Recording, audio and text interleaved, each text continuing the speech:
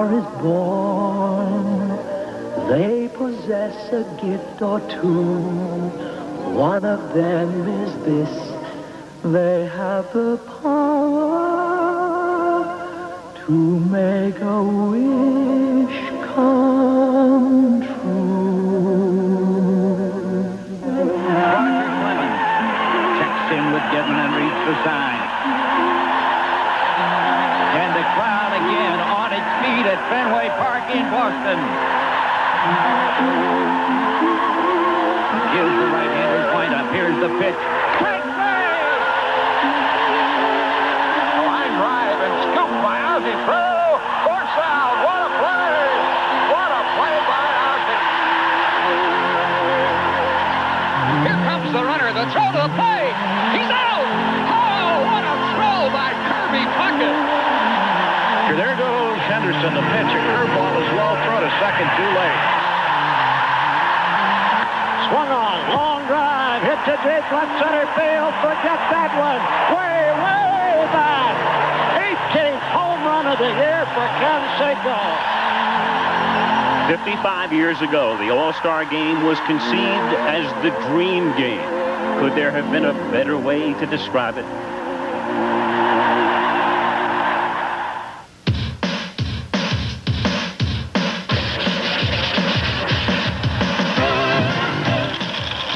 Hey, Kroger, you're good.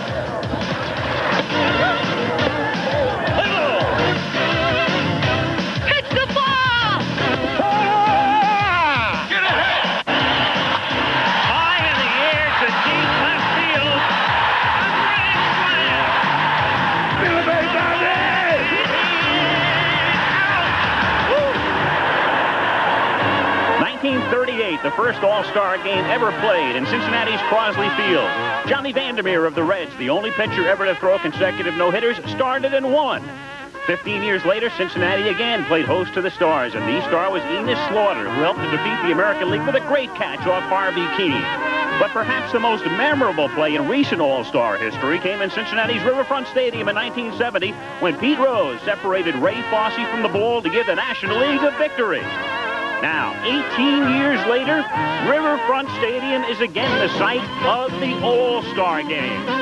The stadium, a sparkling jewel, nestled between the Ohio riverbank and downtown Cincinnati. Yesterday, the Stars gathered at the stadium, and informality was the order of the day. There was Banks from yesteryear, and Herzog, and Dawson's from today, and nameplates for the new stars. And what's a star without a director's chair? And old friendships revived despite new uniforms. And the Stars themselves making like fans. Sign here, please, asked Kirby. And would you guys mind saying cheese? Scenes you'll see only at the All-Star Game.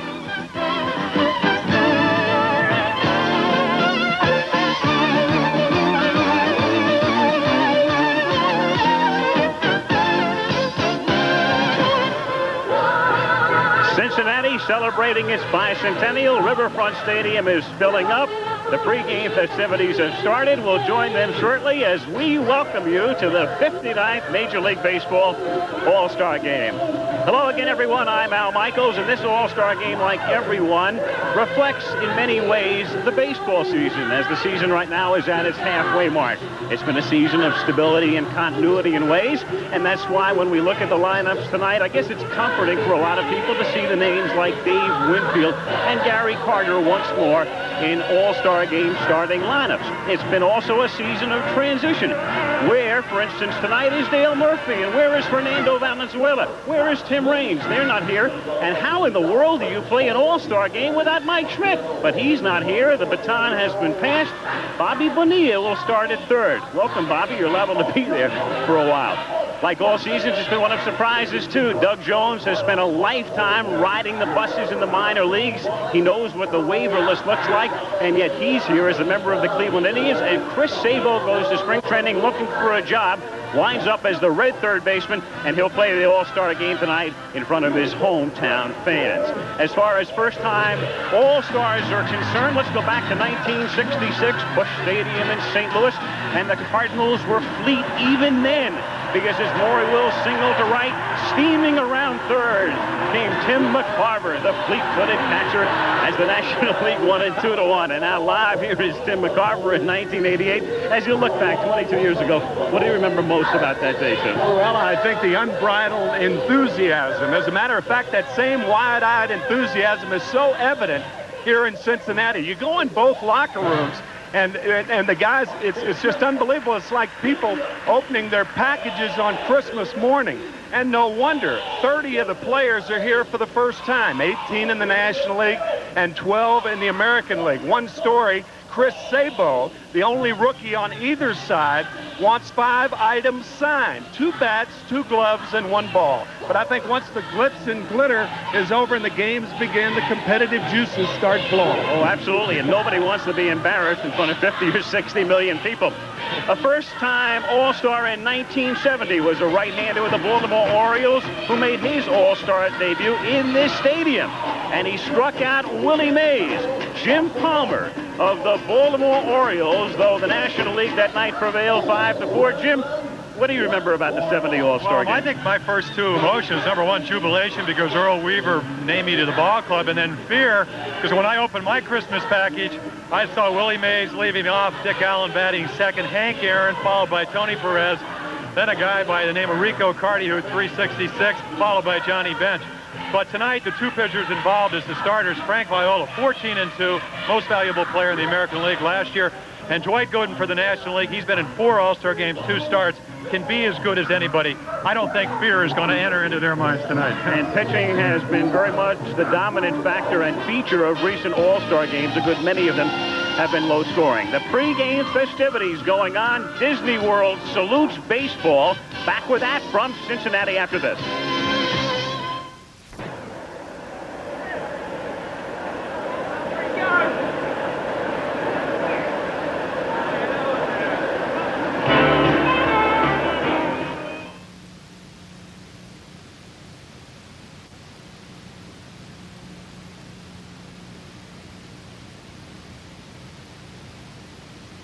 The entire cast of the Disney World Series welcomes you to the 1988 All-Star Game.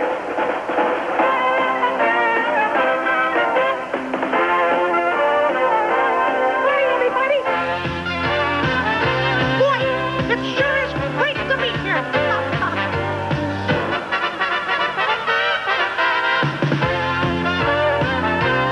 What a terrific day for baseball.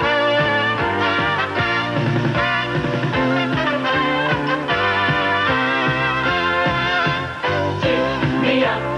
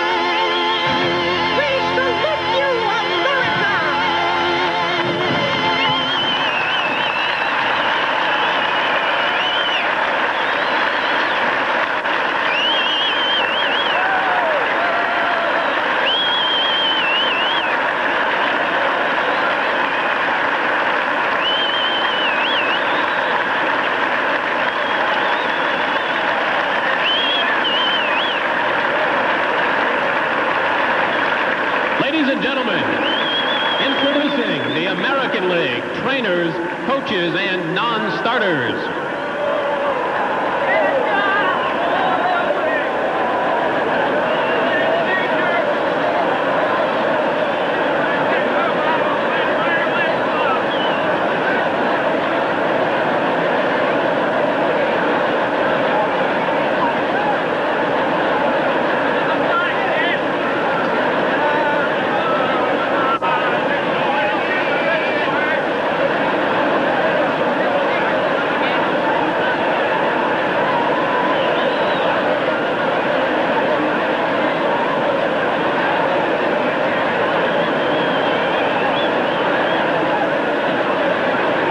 The trainers. From the Milwaukee Brewers, John Adam. And from the Boston Red Sox, Charlie Moss. In the American League bullpen, from the Minnesota Twins, Rick Stelmazik. Dick Such. Batting practice coaches, also from the Minnesota Twins, Rick Rennick. Wayne Terwilliger. The American League coaches, from the Milwaukee Brewers, Tom Trebelhorn. And from the Texas Rangers, Bobby Valentine. Now the American League non-starters. From the Boston Red Sox, pitcher Roger Clemens. Outfielder Mike Greenwell. From the California Angels, infielder Johnny Ray. From the Chicago White Sox, injured and unable to play in tonight's game, shortstop Ozzie Guillen. From the Cleveland Indians, pitcher Doug Jones. From the Detroit Tigers, he was elected by fans to start tonight's game, but is unable to play because of an injury, shortstop Alan Trammell. Also from the Tigers, pitcher Doyle Alexander. From the Kansas City Royals, shortstop Kurt Stillwell. First baseman George Brett. Pitcher Mark Gubicza. From the Milwaukee Brewers, pitcher Dan Plesac. From the Minnesota Twins, third baseman Gary Gaetti. Catcher Tim Laudner. Outfielder Kirby Puckett. Pitcher Jeff Reardon. From the New York Yankees, first baseman Don Mattingly. From the Oakland Athletics, third baseman Carney Lansford. Pitcher Dennis Eckersley. From the Seattle Mariners, second baseman Harold Reynolds. From the Texas Rangers, pitcher Jeff Russell. And from the Toronto Blue Jays, pitcher Dave Stieb. And now the American League starters. Managing his first All-Star game from the world champion Minnesota Twins, Tom Kelly.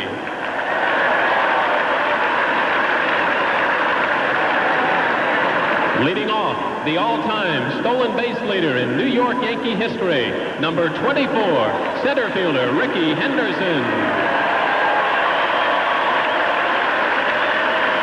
Batting second, his 39-game hitting streak last year was the 5th longest in Major League history. From the Milwaukee Brewers, number 4, second baseman Paul Molitor. Batting third, the only player in the last 50 years to collect 200 or more hits in 5 consecutive seasons. From the Boston Red Sox, number 26, third baseman Wade Boggs. Batting fourth, the only Oakland Athletics player to have consecutive 100 RBI seasons, number 33, left fielder Jose Canseco. Batting fifth and making his 12th consecutive All-Star appearance, a 7-time Gold Glove winner from the New York Yankees, number 31, right fielder Dave Winfield. Batting sixth, making his 5th consecutive start for the American League, from the Baltimore Orioles, number 8, shortstop Cal Ripken. Batting seventh, last year's American League Rookie of the Year and home run champion from the Oakland Athletics, number 25, first baseman Mark McGwire.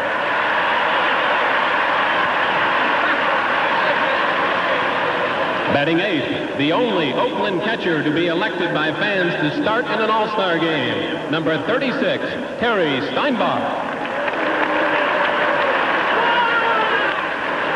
And in the bullpen, warming up, batting ninth, the 1987 World Series MVP from the Minnesota Twins, number 16, Frank Viola.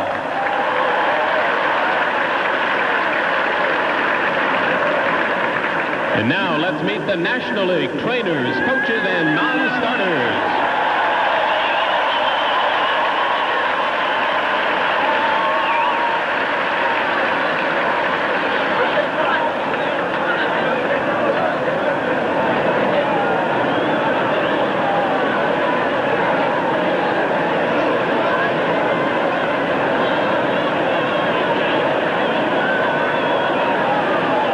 The trainers from the New York Mets, Steve Garland. And from the Cincinnati Reds, Larry Starr. The batting practice coaches from the St. Louis Cardinals, Rich Hacker. Johnny Lewis. Nick Leyba. The National League coaches from the San Francisco Giants, Roger Craig. And from the Montreal Expos, Buck Rogers. Now the National League non-starters. From the Atlanta Braves, first baseman Gerald Perry. From the Chicago Cubs, third baseman Vance Law. Shortstop, Sean Dunston. Outfielder, Rafael Palmeiro. Pitcher, Greg Maddux. From the Cincinnati Reds, shortstop, Barry Larkin.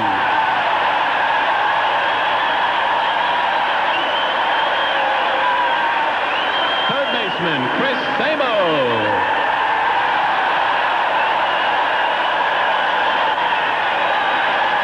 Pitcher, Danny Jackson. From the Houston Astros, pitcher, Bob Nepper. From the Los Angeles Dodgers, pitcher, Oral Hershiser.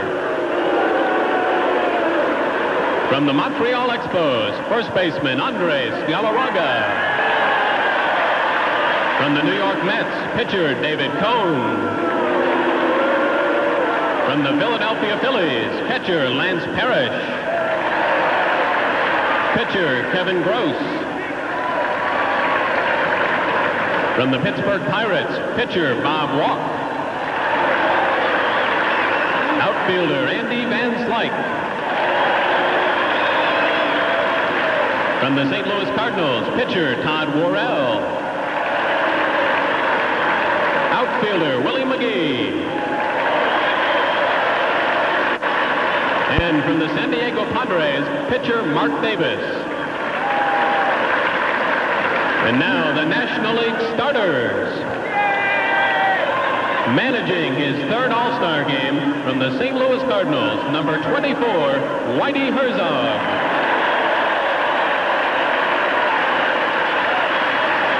Leading off for the National League, a 3-time National League base stealing champion from the St. Louis Cardinals, number 29, left fielder Vince Coleman.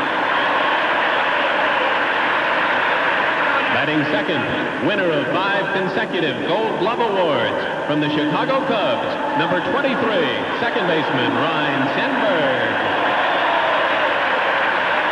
Batting third, the National League's 1987 Most Valuable Player from the Chicago Cubs, number 8, center fielder Andre Dawson. Batting fourth, the National League's leading home run hitter with 21 so far this season from the New York Mets, number 18, right fielder Darryl Strawberry. Batting fifth, the National League's Player of the Month for both April and May this year from the Pittsburgh Pirates, number 25, third baseman Bobby Bonilla. Batting sixth, the National League leader in RBIs with 68 this season from the San Francisco Giants, number 22, Will Clark. Batting seventh, twice voted the All-Star Game's most valuable player in 1981 and 84 from the New York Mets, number 8, catcher Gary Carter. Batting eighth, the top vote getter in the fan balloting for the second straight year from the St. Louis Cardinals, number 1, shortstop Ozzie Smith.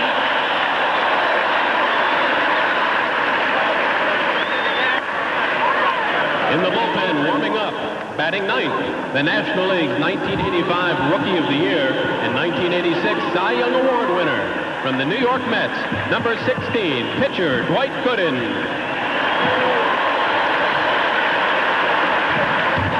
Now to introduce tonight's honorary captains.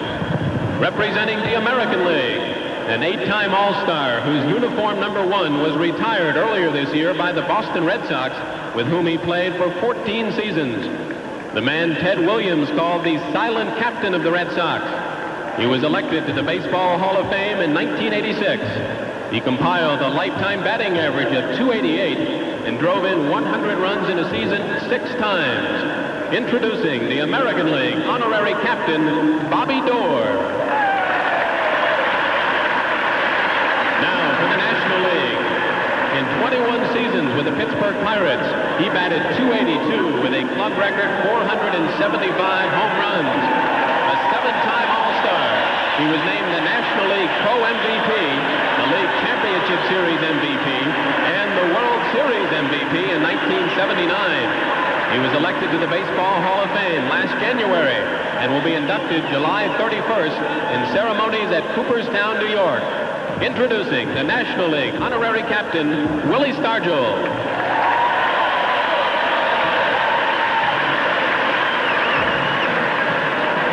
Now, to honor the 2 great nations in which Major League Baseball is played, we are pleased to present Larry Gatlin and the Gatlin brothers, who, in the spirit of friendship, present the national anthems of the United States and Canada.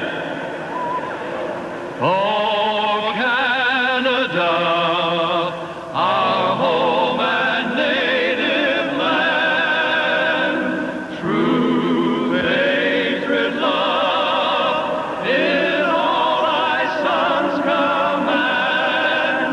With glowing hearts we see thee rise, the true North strong and free.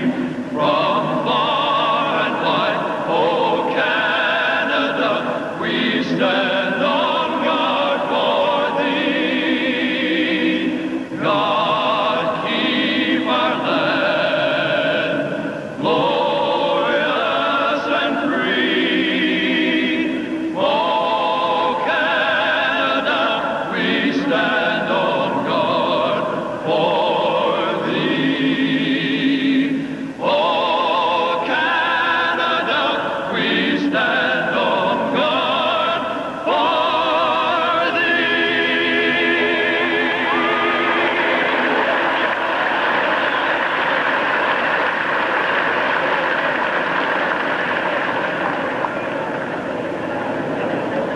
And now to honor America, the Star-Spangled Banner. Oh, say, can you see by the dawn's early light what so proudly we hailed at the twilight's last gleaming, whose broad stripes and bright stars through the perilous fight o'er the ramparts we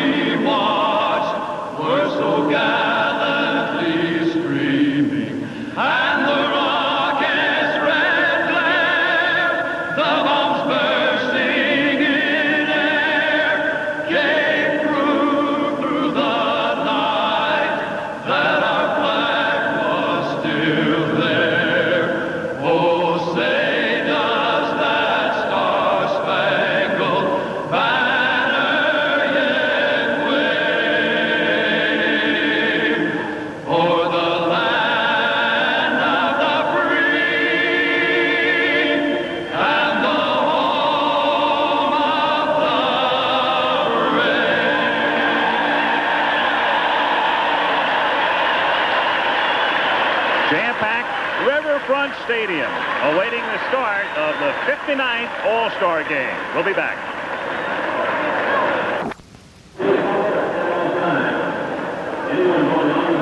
Cincinnati, right after this message, and a word from your local station.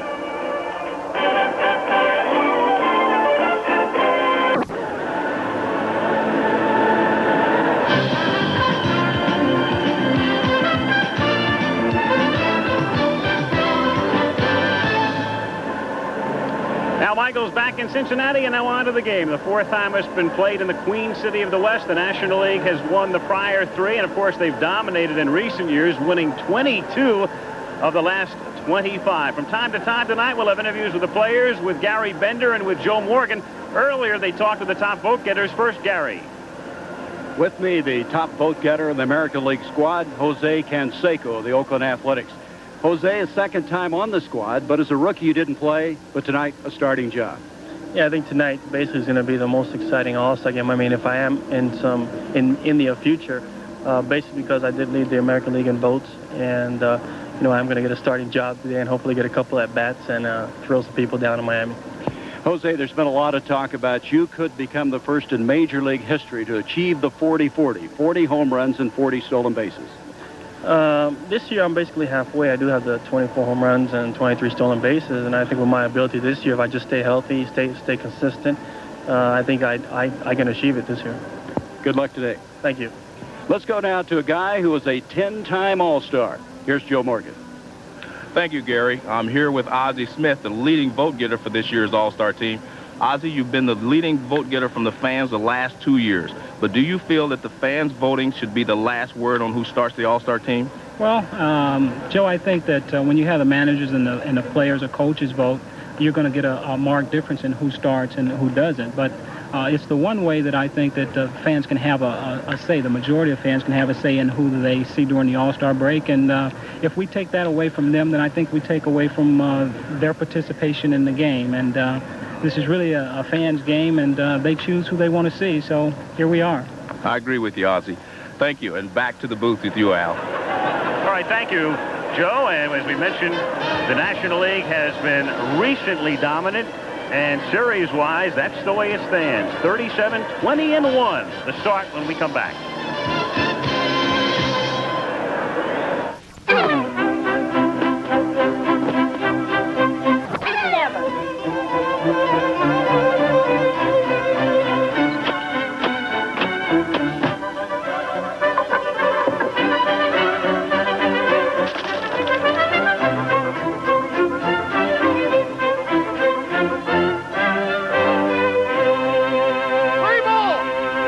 Get up and go. The preceding message was furnished by Major League Baseball. A spectacular shot at sunset. There's still some natural light since Cincinnati is at the far western end of the eastern time zone.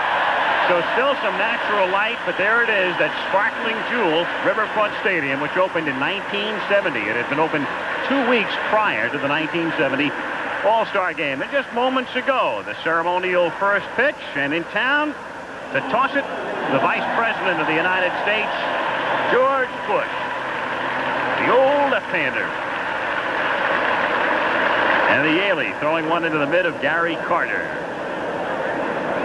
The lineup again for the American League with Ricky Henderson leading off, and then Paul Molitor at second. Wade Boggs bats third. Jose Canseco is the cleanup hitter. Dave Winfield in right. Ripken replacing the injured Trammell as the starting shortstop. Mark McGuire at first. Terry Steinbach bats eighth. And Frank Viola, who might get a chance to hit tonight. And the last time Frank hit would have been back at the World Series against the St. Louis Cardinals. And Dwight Gooden goes to the mound. It's the second time he has started an All-Star game. He started in Houston in 1986. The inside pitch on Gooden from the Giants, Will Clark. Dwight Gooden throws a hard fastball, usually in the 95-mile-an-hour range. He has a big sweeping curveball that, if he has control of, he's tough to beat. He also has a changeup, but he doesn't throw it much. The only time he throws it is to left-handers. The key to Dwight is he going to have control of his curveball, and if he does, he's tough to beat. So So Clark talking about Gooden as you look at the American League bench, and as Tim mentioned, more than half of the 56 on both rosters playing in an all-star game for the first time. And a look into the National League dugout, Oral Hershiser and Bob Nepper and Danny Jackson. And defensively, it's Vince Coleman in left. Now, Andre Dawson and Darryl Strawberry are both right fielders, but Dawson moves over for the all-star game to center. The infield, Bonilla at third, Ozzie at short, Sandberg is the second baseman, and the Giants' Clark is at first.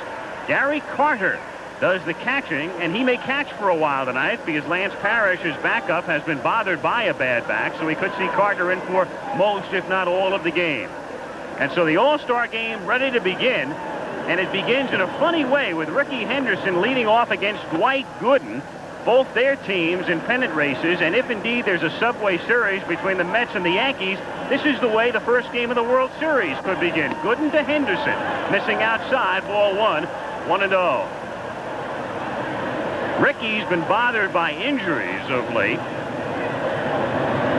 but still stealing bases at a clip which would net him around 80 for the season. He has 42 at the break. 2 balls and no strikes.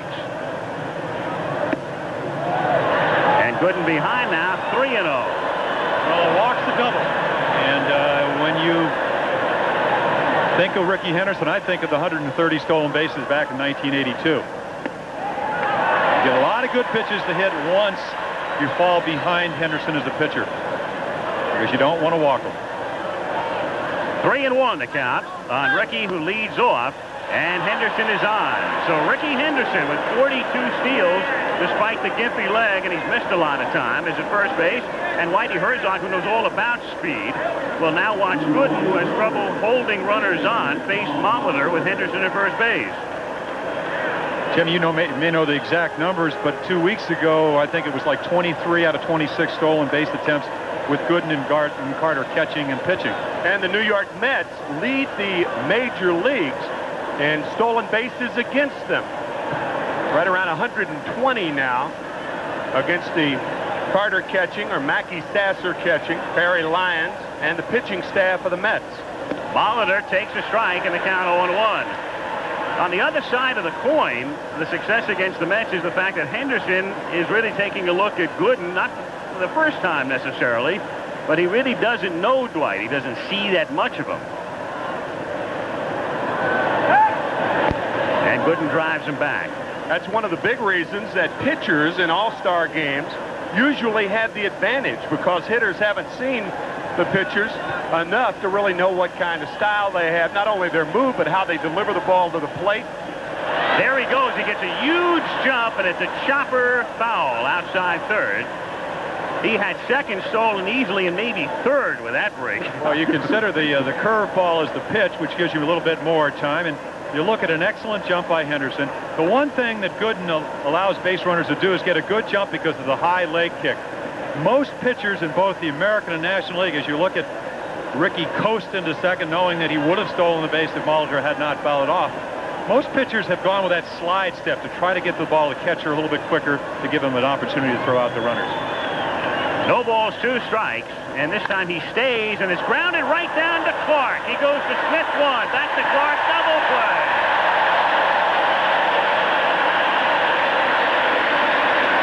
So after going on the previous pitch, he stays put, and the National League turns a 3-6-3 double play. The National League with an abundance of excellent fielding first basemen. Will Clark, Andre Scalaraga, a member of the National League squad, Keith Hernandez, of course. They're making the 3-6-3 double play a rather routine way of getting 2. Wade Boggs takes a strike, and that's anything but routine when you turn a 3-6-3 with Henderson running and Molitor hitting.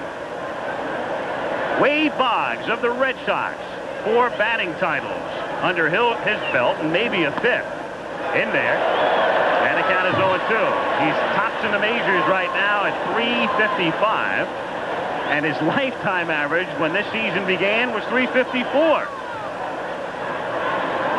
And Gooden's 0-2 pitch is outside, 1-2.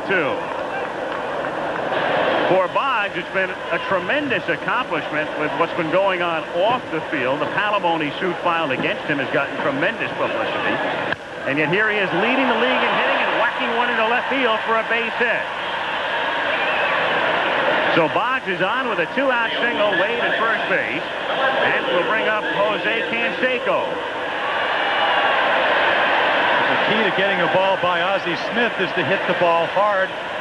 You're seeing reaction of Ozzie about as quick as they come. He makes the dive, or at least the attempted dive and stab, and the ball is hit on the nose into left field for a base hit. Now Canseco with 24 homers. And Gary Bender before the game talking about the possibility of joining the 40-40 club. He'd be the first ever with 40 homers and 40 steals. 0-1 to count.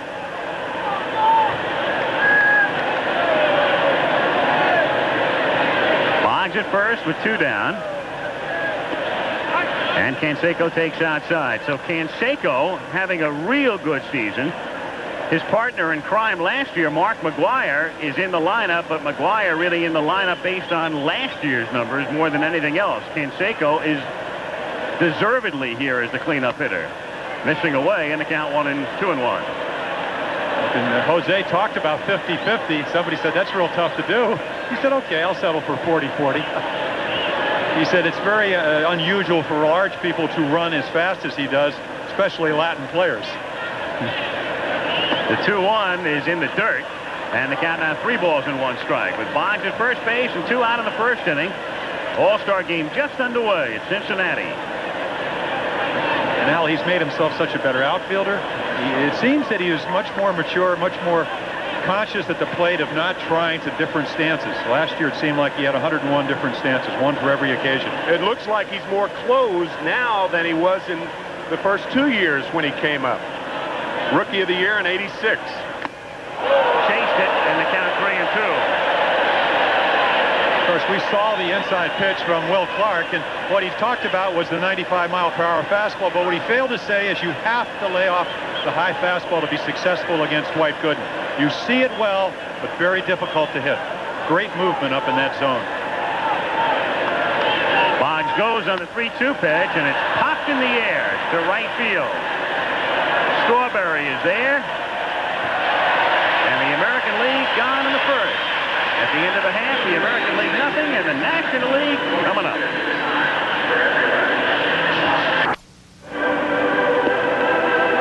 And back in Cincinnati for the All-Star game with Frank Viola on the mound for the American League facing this National League lineup. Vince Coleman leading off, Ryan Sandberg hitting second. And then Andre Dawson hits third. Strawberry, the cleanup batter. Bonilla hitting fifth. Will Clark sixth. Gary Carter in the 7th spot. Ozzie Smith 8th. And Dwight Gooden batting 9th. And let's get the inside pitch on Frank Viola from the New York Yankees, Dave Winfield. Frank Viola of the Twins. The top left-hander in the American League, not only in terms of numbers, but the players would agree also.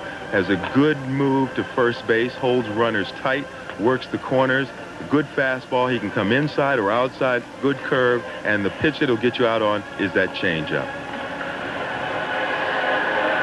And back of Frank Viola defensively for the American League All-Stars. Canseco is normally a right fielder. He plays left. Henderson has been playing left. He moves to center. Winfield stays home in right. He's the senior member out there. Then in the infield, you've got Wade Boggs at third, Cal Ripken starting in place of Trammell at short. Paul Molitor now is a DH and has been a third baseman for years, but he was on the ballot at second, and there he is. And Mark McGwire plays first. Terry Steinbach does the catching. Frank Viola on the mound, and the switch hitting Vince Coleman of the St. Louis Cardinals to lead off. No score in the bottom of the first inning with Coleman, Sandberg, and Dawson. Vince, 275 average and 45 steals, swinging and missing, and the count is 0-1. So Whitey Herzog with his National League champions mired in 5th place, but still represented by 2 starters. And they also have McGee and Worrell here on the bench. Lifted to center. Ricky Henderson used to play there. Makes the catch. One away. And Ryan Sandberg will come up. If you're a pitcher and you dream about pitching in big games, and you thought about 3 games you could start, wouldn't you think about starting the first game of the World Series, the 7th game of the World Series, and the All-Star game 1, 2, 3? That's exactly what he's done over the past 9 months. You'd also think about winning them. Now, he hasn't done that yet, but he did win the 1st and the 7th, and I think that was the big game in his career because he said, used his changeup early, the Cardinals got hit, he went to his fastball and was successful. Off speed to Sandberg for a strike. He has 3 great pitches. And Dave Winfield talked about the changeup, but what sets up the changeup is his outstanding fastball and that big curveball you just saw. Ooh, fooled him again, and the count 0-2. And as you said, Timmy, when you don't get to see a guy like Viola, you really don't know what to look for. And they may not see him very often, maybe 2 times at the most. This time a fastball is fouled away. Still 0-2. Frank is the first pitcher to start an All-Star game from Minnesota since 1967 when Dean Chance, the right-hander, and the first Minnesota pitcher to appear in an All-Star game since 1973 when Bert Blyleven. Still 0-2. Well, the Twins have been short shrifted for years, and there is Tom Kelly, the manager. He's brought his coaching staff here. He has 5 Twins, and he could have had a 6th, but Ken Herbeck said last year that he wasn't going to come because he wasn't selected last season. He felt he was slighted. And the Twins making a move again in the West, so they were short-circuited over the weekend by Milwaukee. 1-2 the count on Sandberg. Well, that's one of the great luxuries as a starting manager. You get to start a guy that's 14-2, well-rested, pitched last Wednesday. So not his regular day, but very much close to it. That's line foul. Out in front again, so it remains a ball and 2 strikes. The All-Star managers are so designated because their teams won the pennant in the prior season. And there's Whitey Herzog. The National League has only lost 3 games in the last 25 years, but Whitey's had the misfortune to manage the team on 2 of those occasions. 2-2. And no National League managers ever lost 3 games in the All-Star game. So the heat's on Whitey. Does he look worried? Doesn't he look concerned there? 2-2 the count. And Sandberg fights it off. So still 2-2. And on deck is Andre Dawson. So Cubs back-to-back, and there are 6 Cubs on the All-Star team. You know, the amazing thing about starting an All-Star game is invariably it may be the most difficult lineup you will ever face. It certainly was in a lot of my games. At least I perceived it as such. The good news is you only have to go around once. That's right. And down he goes. Viola working in and out, off speed, and an occasional fastball, and strikes him out looking. 2 gone. Again, we talked about the changeup, and here's the fastball. Right where Terry Steinbach is sitting. And when you hit the glove, more chances or not, you get the pitch. Again, when you set it up, and as an umpire, when you see the pitcher moving in and out and the catcher moving in and out, you make it a lot easier for him. So 2 gone, bases empty, and Andre Dawson, whose .308 average is the highest among National League starters. 1-0. It's interesting that Dawson would have the best average, and he's only 7th in the league in hitting. So the top 6 are either on the bench or not here. Andres Galarraga leads the league at .338. In there for a strike. 1-1. As a matter of fact, the extra men on both ball clubs have a better batting average than the starters. That's popped up and out of play. In a way, that's not that unusual because the fans do the voting for the starters, and a lot of times you vote with your heart. And then after the fans are through, the managers and the league presidents say, okay, give me the stat sheet. Where is that guy hitting .330?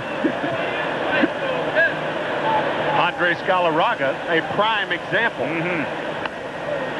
Dawson fouling it away, and still a ball and 2 strikes the count. Dave Winfield talking on the inside pitch about how Viola likes to come inside. It's interesting that Winfield would say that because Dave likes the ball out over the plate. And the first thing he said about Viola is that he'll come inside. As he did to strike Sandberg out. And here, Dawson pops it up in foul ground. Steinbach comes all the way back and runs out of room. So still 1 ball and 2 strikes the count, and you saw Frank Pulley, the plate umpire. 6 umpires working this game.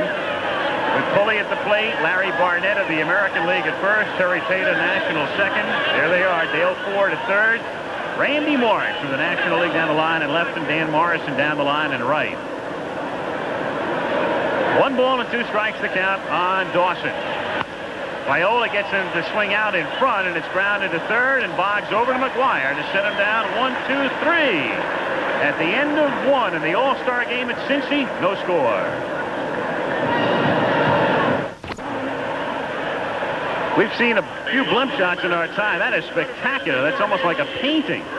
As you look down into Riverfront Stadium on the banks of the Ohio from the Goodyear Blimp Enterprise, which hovers above downtown. The stadium sits on the riverbank, the Ohio River, and across the river, the Commonwealth of Kentucky. The All-Star game. He'll remember it forever. Second inning, no score. And here's Dave Winfield, the lead off, and he goes after the first pitch and grounds it to Ozzie Smith. Over to Clark for the out. 1 pitch, 1 gone in the second inning. And it will bring up Cal Ripken. Alan Trammell having a sensational season with the Tigers, and he would have been the starting shortstop. Is in uniform, was introduced, hopes to come off the disabled list shortly, but he has that bad contusion on his elbow, and so it's Ripken getting the start. It's not too shabby a shortstop. Started off horrendously this year along with the Orioles, who lost 21 games to start the season, but as you can see, he's no stranger to all-star games, and for obvious reasons can hit, good fielder. And on the bench, and that's where he'll have to stay, is Alan Trammell with that left elbow. Hit by Todd Stottlemyre, who throws extremely hard. And then he came back a couple of nights later and hit a grand slam to beat the Yankees, but it acted up again, and he had to go on to DL. As a matter of fact, the American League has 2 shortstops on the ailing list. Ozzie Guillen of the Chicago White Sox also unable to play. Also hit by a pitch. Yeah. He said, I'm too little to get hit and then play in an all-star game. 2-0 pitch, a strike. It's a real shame when you get named to the team, and there is Guillen representing the White Sox, and I know how terrible Robbie Thompson of the Giants must feel with that pinched nerve. He's had back problems for a long time, and they've acted up, and he can't be here. And his teammate Rick Russell got married during the All-Star break, so he's not here either. Ozzie Smith over to Clark for the out. So Winfield and Ripken both ground to short. 2 gone. Base is empty. Second inning in a scoreless game as Mark McGuire comes up. McGuire, the rookie, splashed last year with the Oakland A's with 49 home runs. Streaky kind of year for him here, and they'll need him to get hot in the second half as the Twins and the Royals try to nip away at the A's lead. In for a strike, 0-1. He had 20 first pitch home runs last year out of those 49 home runs, so the pitchers have definitely adjusted. There's some talk in the American League of what they've tried to do, and he was beamed earlier in the year. They have tried to throw inside and then try to establish the outside part of the plate, and he's had some problems with that. Fouled away. That was an inside fastball right there, and this is a game that certainly illustrates why you have to pitch power hitters inside. Almost all power hitters like to extend their arms. Gooden ties up McGuire. Canseco the same way, I understand. And Strawberry certainly like that. Andre Dawson like that. The problem is when you miss inside, your mistake is a home run. You miss away, it's a single. Gooden couldn't figure out where he missed with that last pitch. It's 2-2. And now it's 3-2 on McGuire. Well, Dwight has the luxury, and we've seen him in the first week. He got Winfield out with a curveball. He got Ripken out with a fastball. He throws so hard, it's tough to catch up. Throws him a breaking pitch. And down goes McGuire. And at the end of 1.5, no score.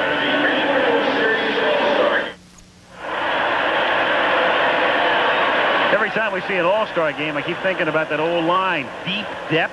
Who was it, Yogi or somebody who came up with that? But there's deep depth. Kirby Puckett, a bench warmer, at least at the start. Darryl Strawberry to lead off in the bottom of the second inning, leading the National League in home runs, and 11 of those 21 have come against left-handers. 1-1, so he'll dig in against Viola to be followed by Bonilla and Clark.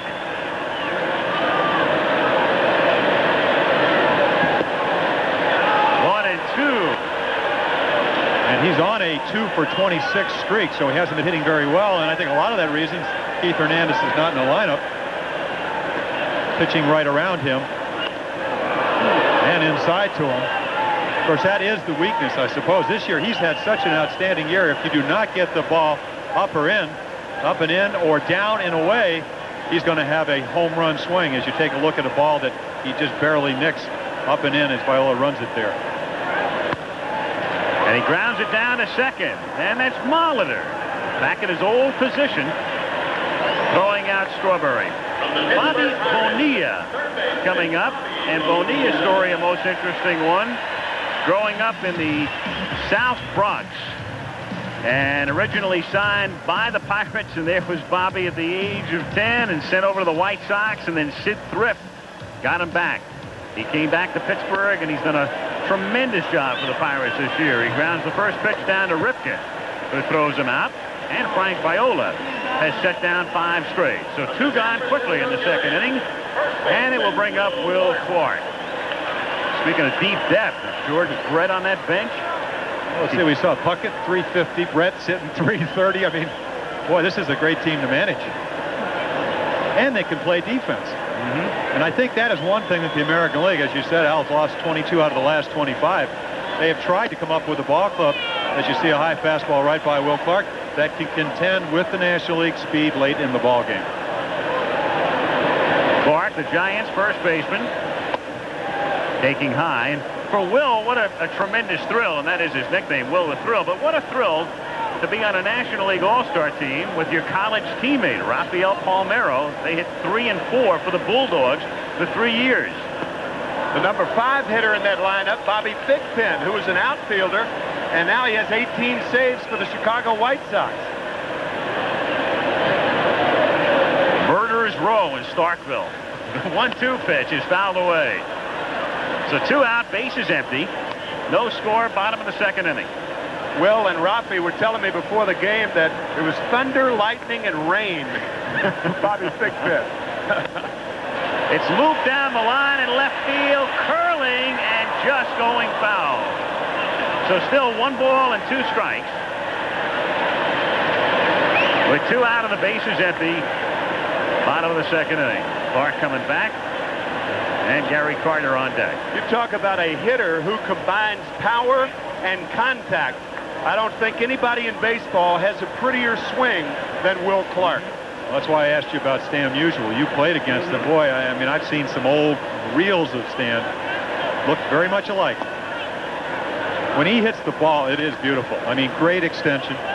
You didn't see it on that swing before because the ball was up and in, but when he gets the bat head out, and he hit 35 home runs last year. There, of course, is so much more to hitting than beautiful swings. I think of a Giant first baseman in the 70s by the name of Ed Goodson. Not a bad player, but not all-star caliber. That same gorgeous swing. And there's Gary Carter waiting on deck.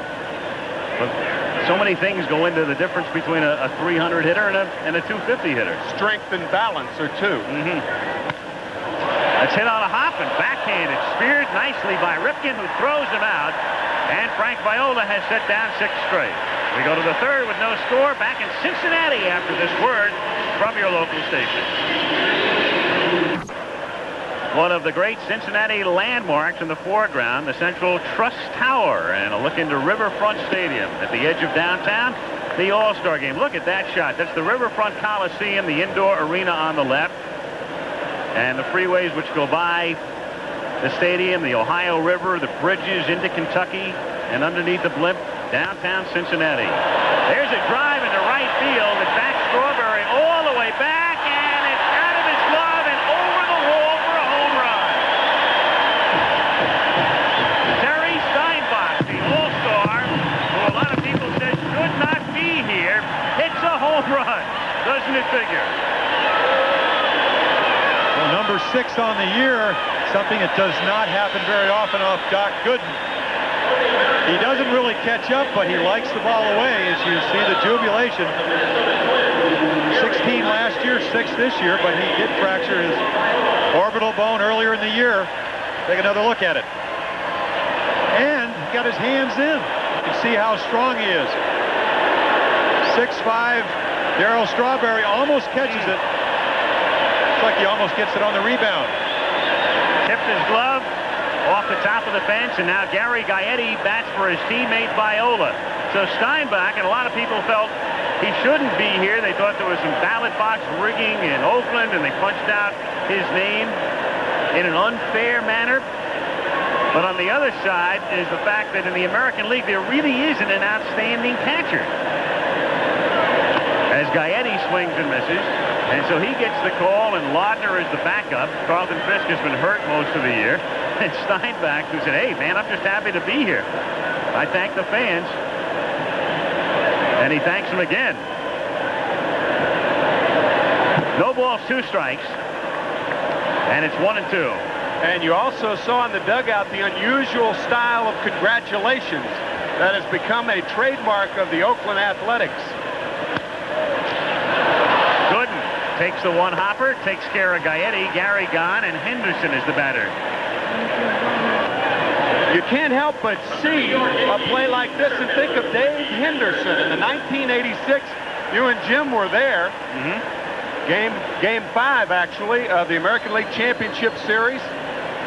In center when field. Henderson had 2 2-run homers. One that he hit with his bat, the other he hit with his glove. That he dropped. And here's the elbow bashing we were talking about. It's dangerous to shake hands on that ball club. Hey, can you imagine if Kirk Gibson played with the A's? The whole team would be in surgery. 1-0 on Ricky Henderson, who drew a walk in the first inning. That's grounded to the hole and a base hit. So Henderson gets on for the second time. Remember, in the first inning he walked. He stays put on the first pitch. Had a tremendous jump on the second on a foul ball, and then stayed put and was the front end of a double play on the third. And there's Steinbach. Last man to do it, Lee Mazzilli in '79 at the Kingdome in Seattle. A home run in his first All-Star game at bat. He may be maligned because he's here, but he had a solid year. I mean, a guy that was converted from a third baseman to a catcher made the transition very well. Thrown out 48% of all runners trying to steal this year, so he's, as I said, been hurt, but now, of course, it's Gooden and Carter trying to throw out Henderson. Ricky with his 42 steals, and again, he has missed a lot of time. You know, I was talking to him about that, Al, and he said, you know, with Billy Martin managing early, he said a little more aggressive style, and that's why he sprained both ankles. Not to blame it on Billy, but just the aggressive style of playing. Wide of third, short hop by Bonilla to second, and they force Henderson with a second out. So Bobby Bonilla ranging to his left. You know Bonilla can hit. The question a couple of years ago was, where do you play him? And he's found a home at third in Pittsburgh. Well, he played the outfield. We know he can play first base, but then again, he's a good athlete. Switch hitter, just smothers it, knows he has to get the lead runner and does that. It's interesting that Molitor has not taken pitches either time up, but then again, he's not hitting an accustomed second spot.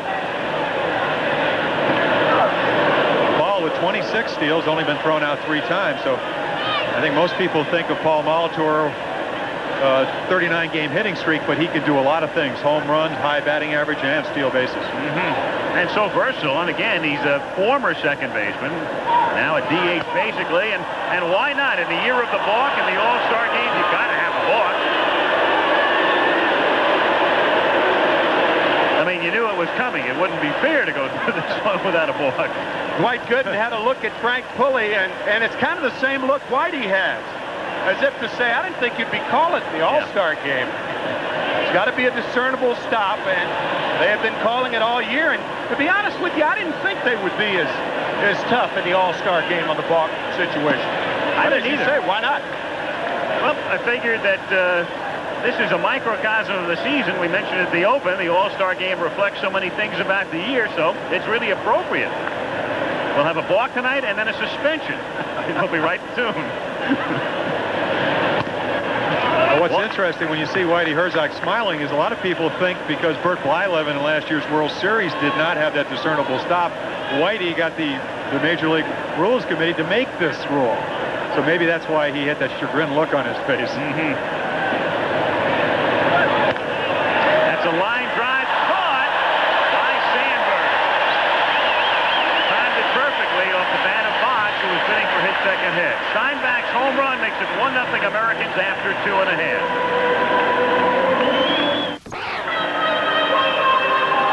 In Cincinnati, Ohio, a city whose very name is synonymous with this sport, home of the Cincinnati Red Stockings in 1869.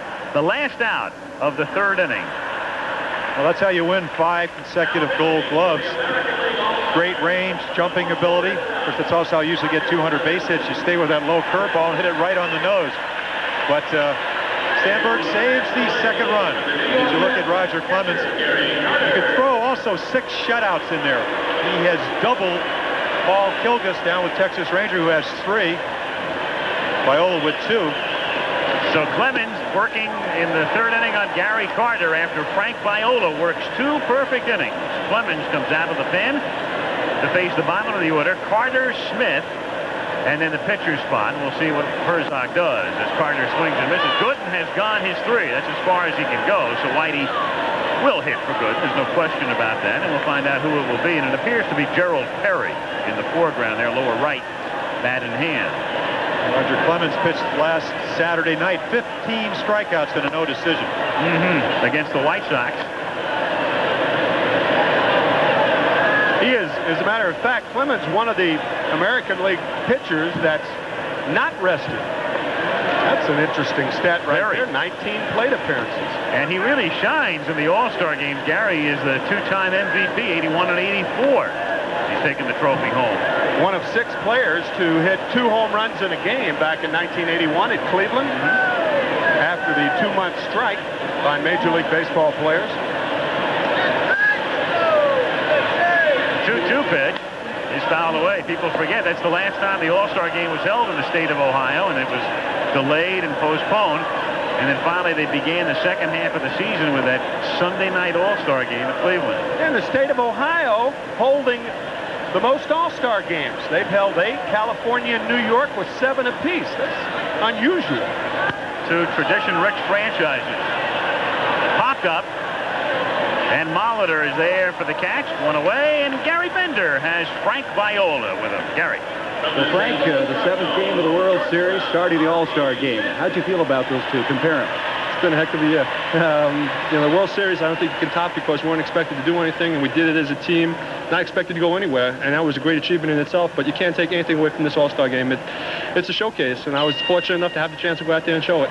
Perfect 2 innings. Steinbach, you shook him off about 3 times that first inning. Well, he's calling the game as though he's hitting against me. He's hitting lifetime 400 against me, so I couldn't let him do that. But, I just know what I want to go with in certain situations, and Terry got the hang of it after the first inning. You've got the hang of it, too. Thanks, Frank. Thank you, Gary. Back up to Al. All right, Gary, thank you. As Ozzie Smith takes inside, 1 ball and 1 strike with 1 out of the bases empty. The National League looking for his first base runner. Ozzie with decent numbers. Thing about Smith, it's funny, and Ozzie's the leading vote getter, and well, he should be. He's been a tremendous shortstop for years, but surprisingly, he's made more errors already this year than he did all of last season.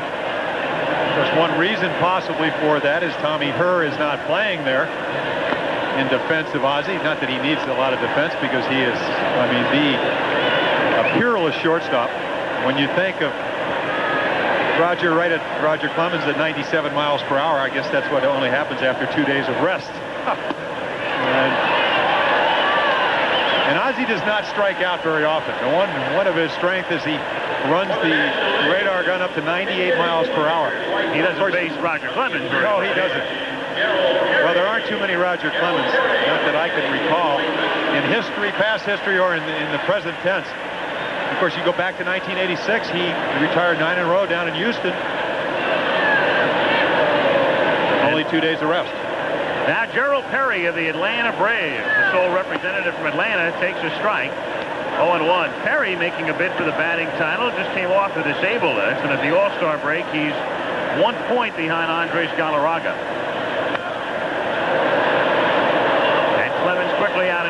in 2. Well, he struck out 186 on 159 innings this year and only walked 28. So you get an idea, not only does he have the 98-mile-per-hour fastball, 3 other pitches to go with it, and pinpoint control.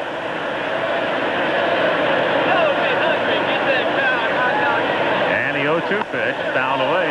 That was best typified, of course, by the night in which he struck out 20 Seattle Mariners 2 years ago, and that incredible figure under BB for bases on balls. None.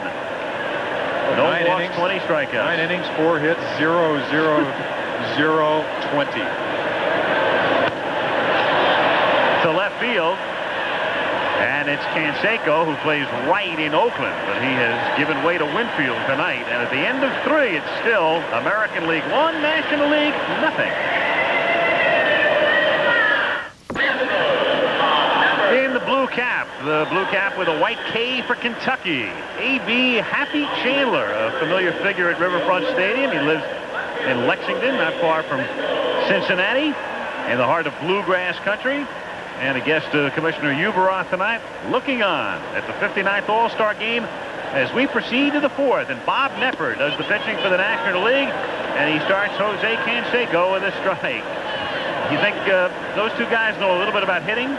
Brett and Mattingly. And behind them, Mike Greenwell was trying to eavesdrop. Yeah. He only has 71 RBIs, right? He needs to learn a lot. Right? Oh. Of course, they'd like to miss this guy because he is tough on left-handers. Bob Knepper won his 12th game on, won his 9th game on Friday night. He beat Dwight Gooden, as a matter of fact, at the Dome down in Houston. The National League does not have a rested starting staff. And only 2 relievers. Right. 1-2 to Canseco, and that's a real good point because by rights, Greg Maddux of the Chicago Cubs, and we have to mention him, is the winningest pitcher in the big leagues with 15, and by rights he should have started, but he pitched a complete game against San Diego Sunday and doesn't figure to pitch tonight. High, towering fly ball to left field, and Vince Coleman puts it away. Canseco gone, 1 out. Winfield coming up, and let's go down to Joe Morgan, who is with Dwight Gooden. Thank you, Al. Dwight, this is your 2nd All-Star start. I don't think the American League has seen the real Dwight Gooden yet. I don't think so. It was fun out there tonight, Joe, but couldn't really get the rhythm going the way I like, but hopefully I'll be back again. So your lead is down to 3.5. Are the Mets concerned? We're not really concerned. We got swept in Houston, but that's okay, and the break came right at the right time, and hopefully we can pick up the second half and start off fresh. Right. Back to you, Al. Okay, Joe, as Knepper works with 1 out on Dave Winfield, taking outside. 1-0 Winfield with a mark close at hand. 6-game hitting streak. Mickey Mantle and Joe Morgan hold the record, 7. And think about it, it's tough to have an all-star game hitting streak going. Number 1, you got to be on the team. Number 2, you have to be in the lineup or at least pinch hit. And then you have to get enough at-bats to keep the thing going. 1-0 pitch, and he's in the book with Mantle and Morgan, and he'll be in with a double as Winfield rounds first and pulls into second. So Dave Winfield having the year of his career with a double to the gap in the All-Star game with 1 out in the 4th inning. From the Baltimore Orioles, shortstop, Cal Ripken. Well, the 7th double, also a record. 7 doubles now for Dave, and we mentioned earlier that he loves to extend his arms, and he showed you there why. Well, a normal guy, you usually get to that ball, but he hit it so hard it gets right up the gap. And you can see Bob Knepper, he knows he did not get the ball down in a way where he wanted it. Resulted 2-base hit. So Winfield joining some illustrious company with a 7-game All-Star game hitting streak, 1 out, and Ripken takes outside. 4-1. Ripken grounded out in the 2nd inning. You see 2 for 13. Cal, very much a hitter like Dave Winfield. Likes to get his arms extended. A little bit better breaking ball hitter. Especially maybe the 2nd or 3rd time around. A luxury he doesn't have tonight. 2-0 the count. Bob Knepper, coming off a terrible season in '87, has turned it completely around. And, of course, he got that reaction before the game. He was quoted before the season as saying he didn't think a woman's place was behind the plate as an umpire. And then he got into more hot water with the National Organization for Women. And it's become a cause célèbre. Of course, he's publicly apologized, but you heard the reaction tonight when he was announced. It was interesting to watch his face. He didn't know how he was going to be received. Oh, he knew. But he's been putting up with it all season. And he walks Rifkin here. So runners at first and second now for the American League with 1 out in the 4th inning. And Tom Kelly sending McGuire to the plate.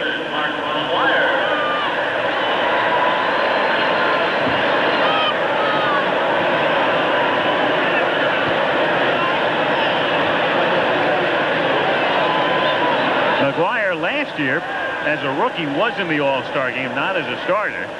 And last year in his own home park in Oakland. And the All-Star game next year goes back to California, Anaheim. And then in 1990, Wrigley Field under the lights. Inside. 1 ball, no strikes the count. 5 3-run homers. I guess you could add that he leads the majors in 16th inning home runs this year, too. 2 game winners, back-to-back 16th inning home runs. That's his number. And he grounds it into left field for a base hit. Winfield will be held at third as the throw is offline and Gardner is there to field it on a hop. Now the interesting thing here is that your base coaches are managers. That's Tom Trebelhorn, the manager of the Milwaukee Brewers, but he sized it up. And he looked at Coleman charging on the AstroTurf and decides to hold Winfield at third. And the reason for that is that he gets to the ball so quickly, and Trebelhorn has to make up his decision. Winfield runs exceptionally well for a man his size. But here with 1 out, you don't want him thrown out at the plate. Coleman gets to the ball so quickly, Trebelhorn says, hey, we had the guy coming up to the plate that already homered. Let him hit with the bases loaded, and this is what's going to happen. So the infield double play depth now as Knepper tries to work out of a 4th inning jam, and the National League bullpen will get busy with David Cone going down there to start throwing. There he is. And Cone, well, this would normally be his day to throw on the side. Working Sunday in Houston. Knepper falls down, and a great stop by Carter. And it reminds you of Candlestick Park when Stu Miller was blown off the mound, but there's no wind tonight. Knepper just went down in a heap. Well, we talked about Gary's throwing earlier combined with the New York Met pitchers, but it is amazing that Gary Carter has maintained his mobility after catching over 1,600 games. He is really remarkable. That is a remarkable play by Carter. And it saves a run for the moment, and then the next pitch is hit high in the air to left field, deep enough to score a run. Back goes Coleman, makes the catch on the track. Winfield scores easily to make it 2-0, and Steinbach comes within about 8 feet of hitting a grand slam homer. Well, for a guy that's not supposed to be here, he had a grand slam swing. I mean, we already saw him homer to right field. That's a helicopter on a ball up and in. Great bat extension. Looking for a pitch he knows he can hit a fly ball, and then does. Pretty good piece of hitting. So Steinbach has driven in both runs. The American League leads 2-0, 2 out and 2 on. And Johnny Ray, the sole representative of the California Angels, the longtime Pittsburgh Pirates second baseman, who for the most part has played left field for the Angels this season, and then they had to move him back in when Mark McLemore got hurt. So Johnny Ray comes up here to pinch hit and takes a strike. And Mark Gubazar has already warmed up for the American League, and he will come on. So Clemens goes only 1. The California Angels sorry to see the All-Star break come. They've won 5 in a row, playing much better baseball. Swept 4 from Cleveland just prior to the break. That's hit softly into left field, but on comes Coleman to make the catch. A run, 2 hits, and 2 left after 3.5. The American League leads 2-0 in Cincinnati. Presents You Make the Call. With a runner on second, a batted ball hits an umpire before the fielder has a chance to field it. Is the base runner allowed to score? You make the call. Anytime a ball hits an umpire before a fielder has a chance to field it, it's a dead ball. Give the batter a hit, but if you said the runner goes back to second, you made the right call.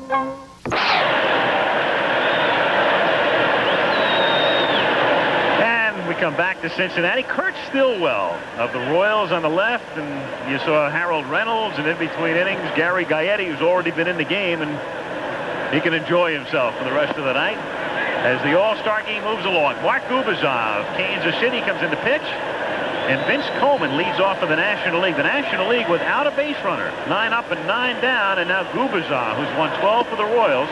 This is low to Coleman, ball 2. Coleman, Sandberg, and Dawson. Bottom of the 4th inning, 2-0 American League. It was very important to keep Vince Coleman off the bases with 45 steals. Gubicza, to be successful, has to keep the ball down. Something he's obviously done this year. 12-6 last year, 12-5 already at this point this season. 6'5", 210, good sinking fastball, a little bit of breaking ball and a changeup. 4-hit shutout Friday at New York. Line drive, left field, base hit. And so the National League has its first hit, first base runner. And it's Vince Coleman with his 45 steals at first base with nobody out.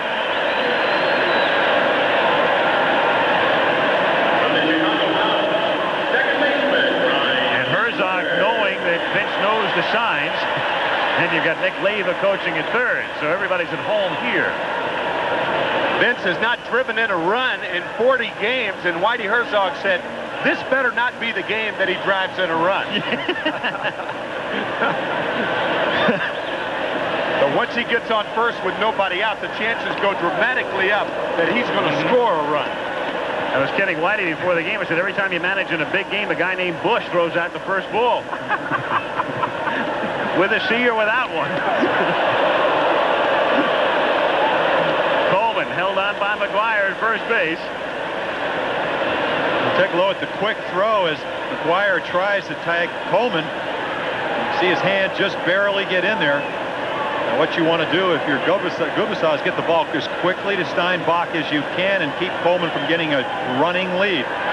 Huge lead, pitches a strike, and the throw is too late, rolls into center field, and Coleman goes to third. And so the crowd finally has something to cheer about.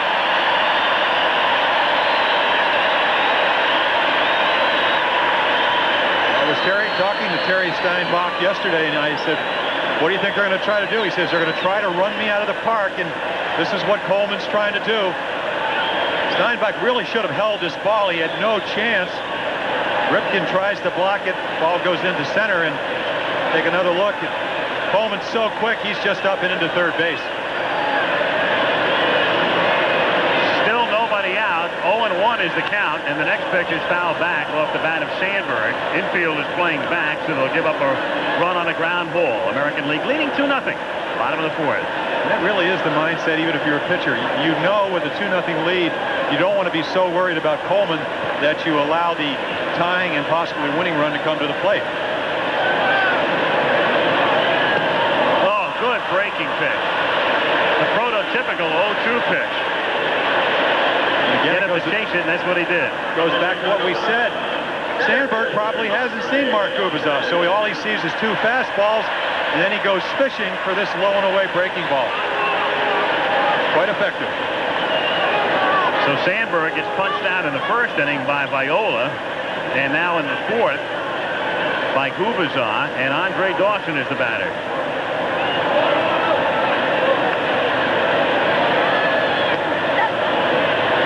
He commits, and the count is 0-1. You've just seen 2 swings because hitters are unfamiliar with the pitchers. Not only are the pitchers of quality, but the hitters on both teams are very unfamiliar with them, and that's one of the big reasons that pitching usually dominates an all-star game. I think it's the single most important factor. That combined with the fact that in recent times there have been a number of games played on the West Coast. Dodger Stadium in 80, Candlestick in 84. Oakland last year, San Diego in 78 in the twilight. Anaheim next year. Yep.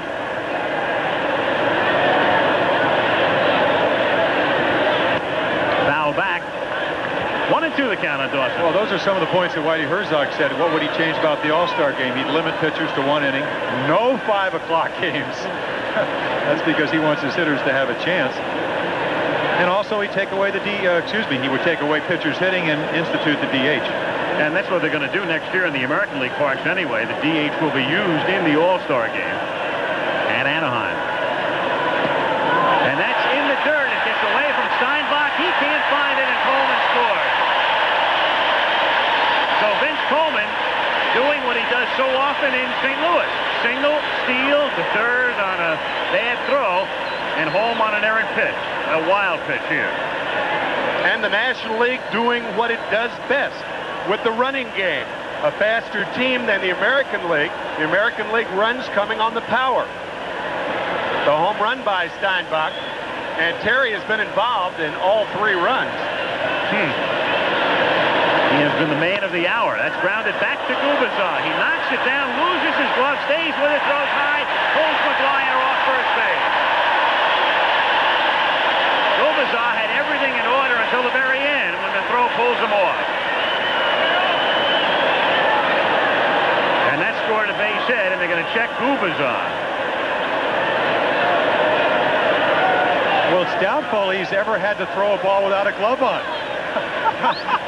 And he throws against his body. You can see the high throw. They call that a snow cone, and Dawson's in on the error, I assume, on the high throw by Gubazar. I think they're going to be charitable here and give him a base hit. They are. Willie McGee goes into pinch run for Dawson and might stay in the game as Strawberry comes to the plate. So McGee running at first.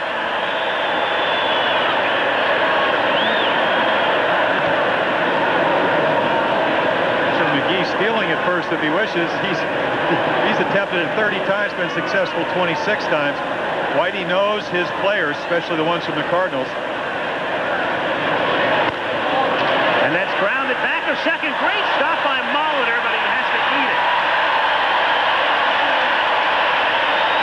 And again, Molitor, who really hasn't played second on an everyday basis in about 5 years, getting the nod there in the All-Star balloting and doing an incredible job tonight.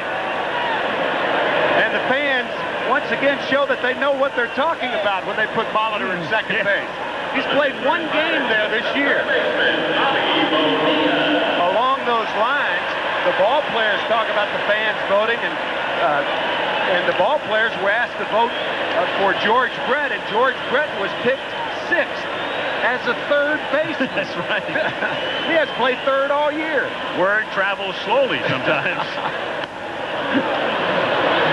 Bonilla fouls it away in the count 0-1. It's like some of those All-America college football teams that are announced every year postseason. You find out half the time the guy on the second team was injured all year, didn't play.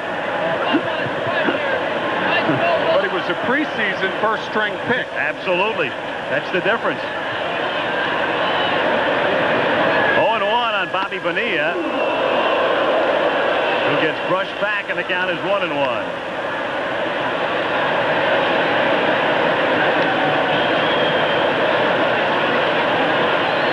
That'll get your attention. I mean, Gubazar well over 90 miles per hour with that fastball.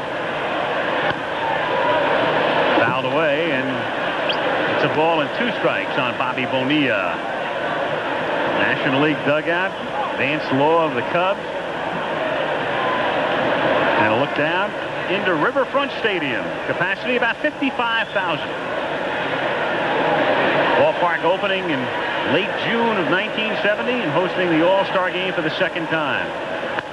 Bonilla hits one down the line in right field, and it is a foul ball. Foul ball. So McGee has to go back, and Strawberry has to go back. And Gubazar is fortunate that the count is still 1-2.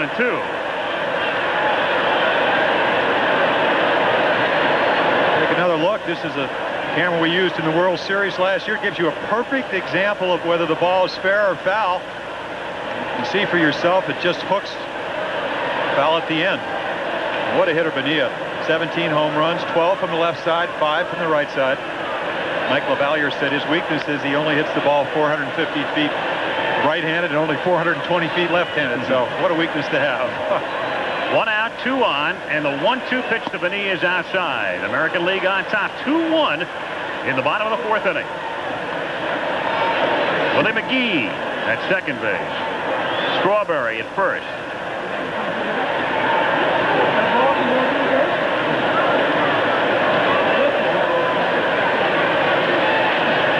To Bonilla is hit to right field and right at Winfield, and the runners hold. So Bonilla, after nearly stroking one fair for a double in the lead, flies out to right. 2 gone. Bobby back to the dugout, and it sends Will Clark of the Giants to the plate.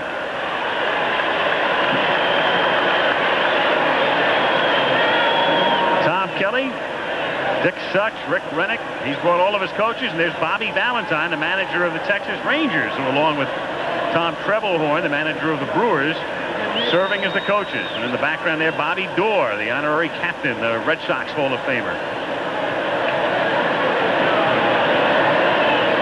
Clark hits it sharply on one hop to Molitor at second, and Paul throws him out. They get a run in the 4th to make it 2-1. American League on top as we go to the 5th, and we're back in Cincinnati after this word from your local station.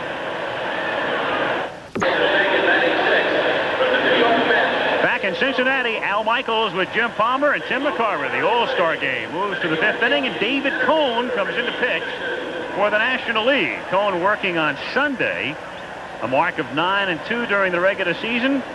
And he's one of a couple of changes, and we'll get to them as we go along here. Ricky Henderson bats for the 3rd time in the game, fouling one off. Andres Galarraga of the Expos comes into the game at first base. And Andy Van Slyke of the Pirates is in the game in left field. Strike. So Galarraga will hit in the number 1 spot in the order. Van Slyke bats in the number 9 spot. Cohen bats in the 6th spot as Will Clark comes out of the game, and Willie McGee stays in the game in center. He'll bat in the number 3 spot. 1 ball, 2 strikes, the count on Henderson. All 3 of the National League's outfielders capable of playing center field and playing center field very well. Jim Leyland, the manager of the Pirates, thinks Andy Van Slyke, who is now the left fielder, is the best center fielder in the National League. There's a fly ball to the real center fielder, Willie McGee, who makes the catch for the out. All right, we have Roger Clemens downstairs. Let's go to Gary Bender. Roger, the National League dominance. They've won 22 of the last 25 meetings. You're the last to beat them. What's it mean to beat the National League? Well, it's a good feeling. You know, I think Dick Hauser stressed that very much in '86, and when I pitched started in the All-Star game in the Astrodome, and as did Tom Kelly here tonight before the game. We want to win this thing. Roger, never in history has anyone won 3 straight Cy Young awards. You're going after that. Well, it's a good feeling. We got a long way to go, and there's a lot of great pitchers in the American League, but it's a challenge for me. I'm going to be out there pushing for it. Thank you, Roger. Back to Al. Okay, Gary, 0-1 the count on Molitor, and now it's 1-1. Roger Craig of the Giants, Whitey Herzog, and Buck Rogers of the Montreal Expos. The Brain Trust, as the saying goes. Foul tip, and the count 1-2. Right, you can come to the All-Star game, you can throw 95, have a great curveball, and pick up a split-fingered fastball. Just touch the Roger Craig. It's wonderful. Cohen drops down, finds the inside corner. Molitor says, come on, man. The All-Star game. Yes. The Mets have an outstanding pitching staff. We already saw Dwight Gooden, and you see Ron Darling occasionally, but look at Cohen. We saw the curveball from this angle, sidearm as he drops down. Can't see it from here, but you see Molitor just kind of flinch as he gives just enough to allow strike 3 to come on the inside part of the plate. What an outstanding young pitcher this is. 9-2, great curveball, great fastball, drops down as we've seen. Boggs grounds one to the left of Smith. One hands it and throws him out. Typical Ozzie.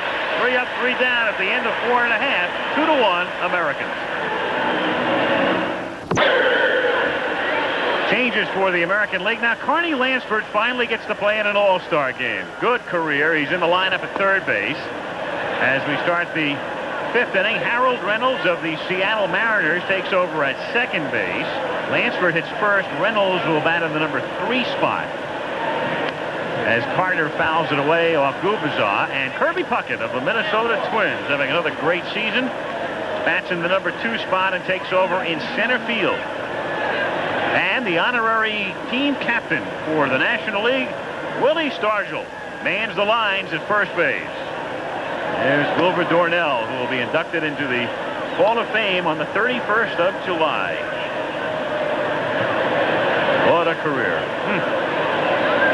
475 home runs, the same as Stan Musial.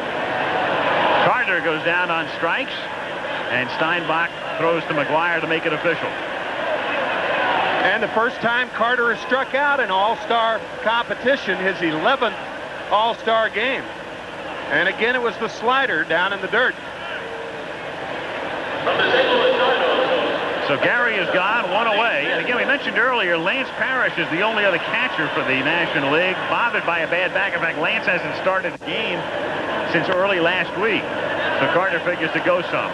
Ripken takes care of Smith. 2 down.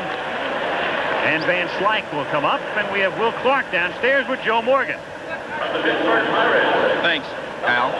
Will, any thrills out there? You call Will a thrill. Did you get nervous in your first All-Star game? I wasn't real nervous, but it was great to play, and it was extremely fun out there. The Giants have won 5 in a row. You're within 2.5 of the Dodgers. Can you do it again? We're going to try. Hopefully All-Star break will get over with as quick as possible, and we can get back on the field. Back to you, Al. Okay, Joe. As we proceed in the bottom of the 5th inning, as Van Slyke swings and fouls one down the left field line out of play, the count 0-1. Takes the catch, drops the ball.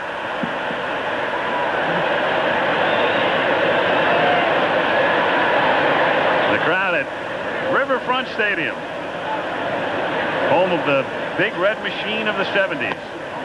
Tough times in the 80s for the Reds, up and down, and some second-place finishes, and Reds struggling this year. But Pete Rose trying to turn things around, and they did get a little hot over the weekend against Philadelphia, trying to climb back into the race.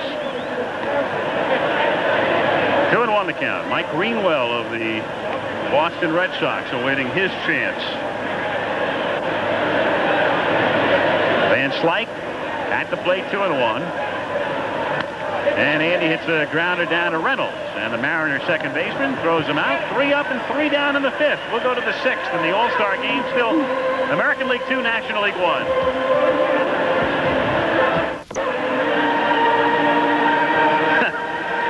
It's that kind of a night. It's a gala celebration in Cincinnati. 200th anniversary of or birthday, I guess, of the city, and the fireworks the other night.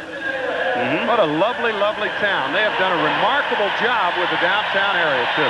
White tie and tails for the grounds crew here. The Bicentennial is the focal point of it as we go to the 6th inning. And Kevin Gross of the Philadelphia Phillies comes into the game. He'll bat 8th.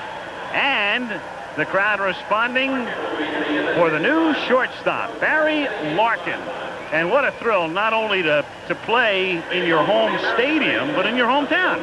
A kid who grew up in Cincinnati, was drafted by the Reds in the early 80s and declined to sign, went to Michigan, was redrafted by Cincinnati, and here he is in the All-Star game in his hometown. Jose Canseco at the plate takes a strike, and the count 0-1. And, of course, oddly, the one guy whose town this is, it belongs to him, is at home tonight watching the game on TV. That is Indian Hill Mance, and we're talking about number 14, Pete Rose. 0-2. The Reds manager taking a night off, taking an All-Star break. In the literal sense. Look out, 1-2. Another attention pitch. There's Kevin Gross. What a game this is. Last year lost 16 games. This year 8-5, pitching in an All-Star game. 0-2. Trying to throw it a little bit harder, get a little bit extra. Not that high, though. And Canseco down on strike. So Jose is 0 for 3 tonight.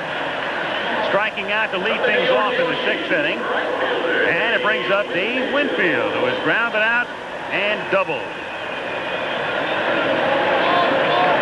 Dave Winfield keeps racking up the numbers and honors and awards. Gold gloves. And wouldn't that be something if in this year of turmoil and the battling back and forth with his owner, if he were to win the MVP award, he's having that kind of a season. 1-0 the count. Well, he's always gone to extremes. Lifetime average, batting average is around 280. 1 year, Steinbrenner said he didn't hit it for a high enough average, so he hit 340. Next year, he said he hit for a high average, not enough home runs. He hit a lot of home runs. And Yankee Stadium is very tough for a right-handed hitter to hit home runs in. This year, a little bit of both. 346 coming into the game, 15 home runs.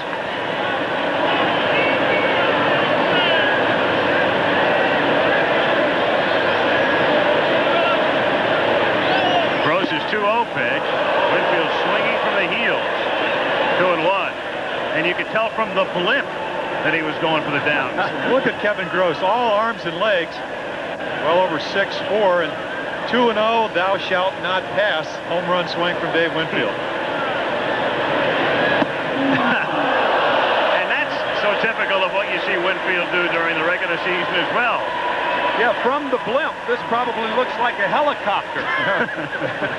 The bat flying out of Dave's hand and going down toward third base.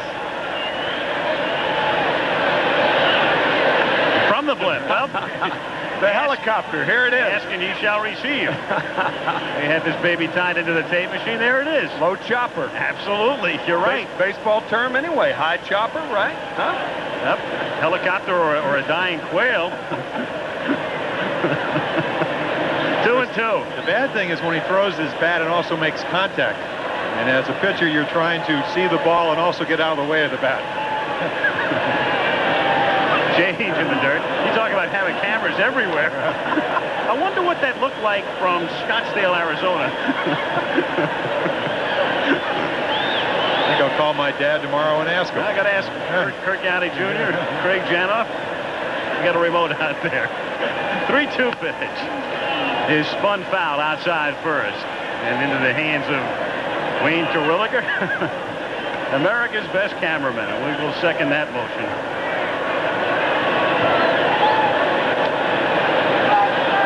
I talked about Kevin Gross last year, lost 16 games with a herniated disc in his back. Said he was in the low 80s, now almost around 90 miles per hour. Better supported by his ball club, even though it's been tough. They've had a tough year in Philadelphia. But it must really be something for him to be here.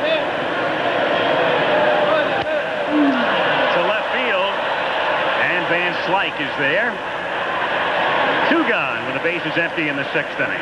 So Winfield goes back to the dugout. Ripken comes up. And a reminder, this is the week of the British Open. And our coverage begins with live coverage, noon Eastern time on Saturday.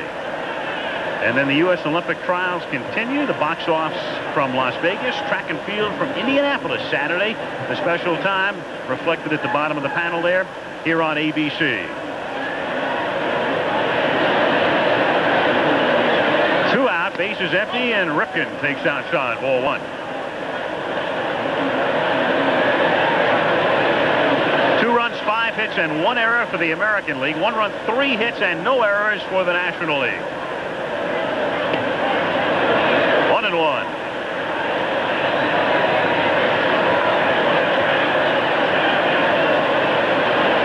Boomer Esiason of the Cincinnati Bengals, who will be in action, believe it or not, 2 weeks from Saturday in the Hall of Fame game against the Rams. 1-2. Talking about overlapping seasons. The Bengals opening up camp this week.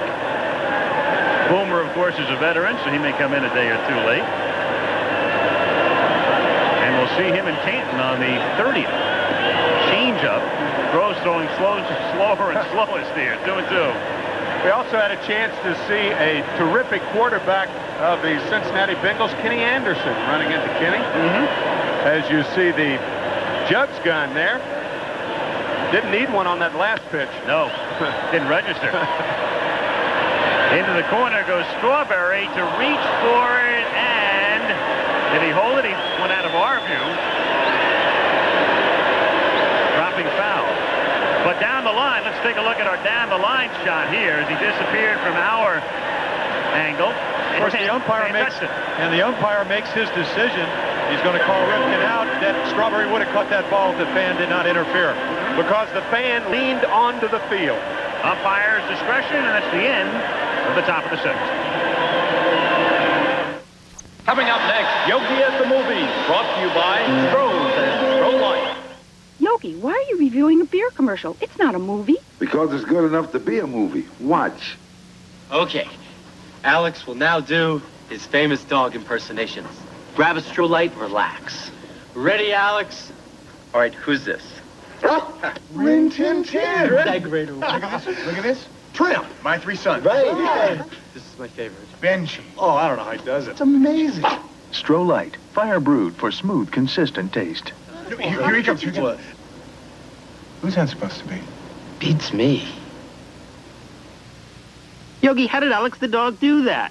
I think it's makeup. Yogi, do you remember Rin Tin Tin? Oh, he was my favorite dog actor. It was the real Benji, you know. So was Rin Tin Tin. Rin Tin Tin is dead, Yogi. Now he is, yeah. I score a famous dogs commercial, a home run. You're welcome, Alex. Several changes now for the American League from the Toronto Blue Jays. Dave Steve comes into the game to pitch, and he'll bat in Winfield's spot. Number 5, the new catcher from the Twins, is Tim Laudner, and he'll hit in the number 9 spot. As he discusses things with Frank Pulley, Don Mattingly of the Yankees comes into the game and bats in the number 7 spot at first base. And from the Boston Red Sox, Mike Greenwell into the game in right field, and he hits in the number 8 spot. Tom Kelly, I think, wants Canseco to play right and Greenwell to play left, if I can judge his motion, and that is correct. Because there they are flip-flopping. That makes a lot of sense because Canseco is normally a right fielder during the season. Greenwell, the left fielder for the Boston Red Sox. Well, what shoes he has to fill. When you think about it, the Boston Red Sox over the last 50 years have had 4 left fielders. Ted Williams, Carl Yastrzemski, Jim Rice, and now Mike Greenwell. He's a pretty good guy to follow in the footsteps the way it looks right now. A. Bartlett Giamatti, the president of the National League, who gave his National League squad a fiery pep talk, he told me before the game. Galarraga hits one to the gap in right center, and it's Canseco who calls for it and makes the catch. And Kirby Puckett was over in the area. Normally the center fielder will take charge, but Kirby giving way to Canseco. And when you look at Jose's body, you can understand. Walls would give away to Jose Canseco's body. Open sesame. I'll tell you what, this American League squad, and it doesn't mean, of course, that they're going to win. And you saw Ripken in the foreground there, but you look at McGuire and Canseco, and then if you go to the National League, Lance Parrish, they ought to be playing football here. They are big. Ryan Sandberg. Sandberg tonight has been up twice, and he has struck out twice. And he has seen about every pitch in the book along the way. And of course, Dave Steves, his best pitch is the slider, a pitch he really has not had the last couple of years because of elbow problems. He used to throw a fastball that sunk at about over 90 miles per hour. Great changeup. One of the dominant pitchers 2 or 3 years ago, and then he came up with chronic elbow soreness, and his velocity's come back this year. Last year he was 13.9 with an ERA over 4. This year, 10-5, right under 3 runs. That's hit down the line in right field and looped in for a base hit. Canseco to cut it off and hold him to 1. So Ryan Sandberg fighting one off, singling, with 1 out here in the bottom of the 6th inning and becoming the tying run at first base. Well, the sinker just in on his fist, and it probably hurt, but after 2 strikeouts, you'll take it. Fights it off and puts an excellent base runner, a guy that has great stealing capabilities at first base. And Canseco, a better right fielder than he was a left fielder. And that's very unusual because right field's a much more difficult position to play than left. And generally, your better outfielder is the right fielder. Right. And left field sometimes is a hiding spot where you want to hide somebody when you got to get them into the lineup. 0-1 on Willie McGee with Sandberg at first base.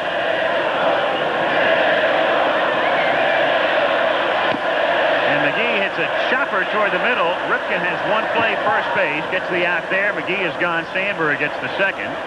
And Darryl Strawberry comes up. That was a very important hit for Ryne Sandberg, and I'll tell you why. Because when he goes back to join his team, can you imagine if you strike out 3 times in the All-Star game? You'd hear about it for a month. You hear about it during the regular season, but the hat trick in the All-Star game. And boy, do they have a good young ball club. Oh, I'm telling you. I mean, Mark Grace, who's not here, Rafael Palmeiro, who we may see, Sean Dunston, who is on the bench for the National League, Greg Maddux, 15-game winner, as Al talked about earlier. Strawberry takes a strike, 0-1. The crowd was chanting. There was a small chant that went up. It's Sabo, Sabo. They're waiting for Chris Sabo, and I guarantee you he will play before the night is done. The Reds rookie third baseman, Whitey, guaranteed it before the game.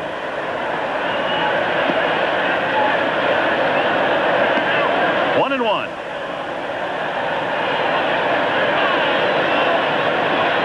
And there is the only rookie in this All-Star game, Chris Sabo, will put on those goggles when he comes out.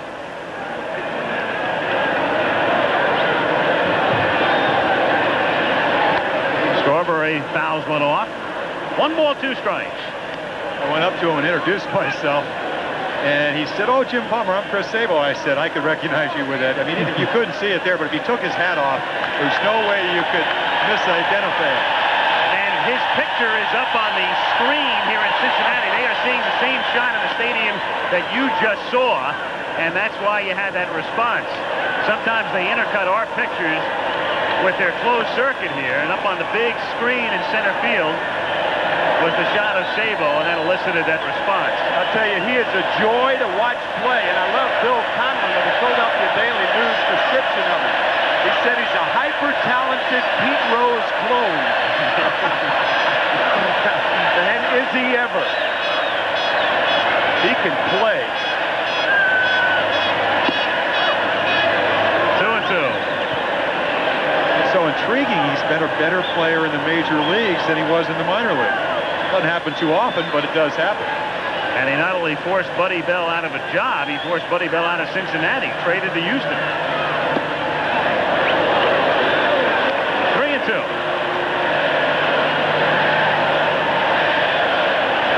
Sandberg at second. And again, if you're just tuning in, the chant is not Darryl, Darryl, it's Sabo, Sabo. High fly ball to shallow right field. And Jose Canseco handles 2 of the 3 outs in the 6th. At the end of 6, still 2-1, the American League. Back at Riverfront in Cincy after this word from your local station. Start the 7th inning in Cincinnati, the All-Star game. 2-1, the American League on top, and Don Mattingly bats for the first time tonight. The Yankee first baseman facing Mark Davis of the San Diego Padres. And there are Don's figures at the All-Star break. And Kim Mattingly looking on. Don and his wife from Evansville, Indiana, just down the Ohio River. And coming home to Cincinnati in a way to play in the All-Star game. Mark Davis, his numbers traded from the Giants to the Padres last year. Only 2 saves last year. You see 16 this year.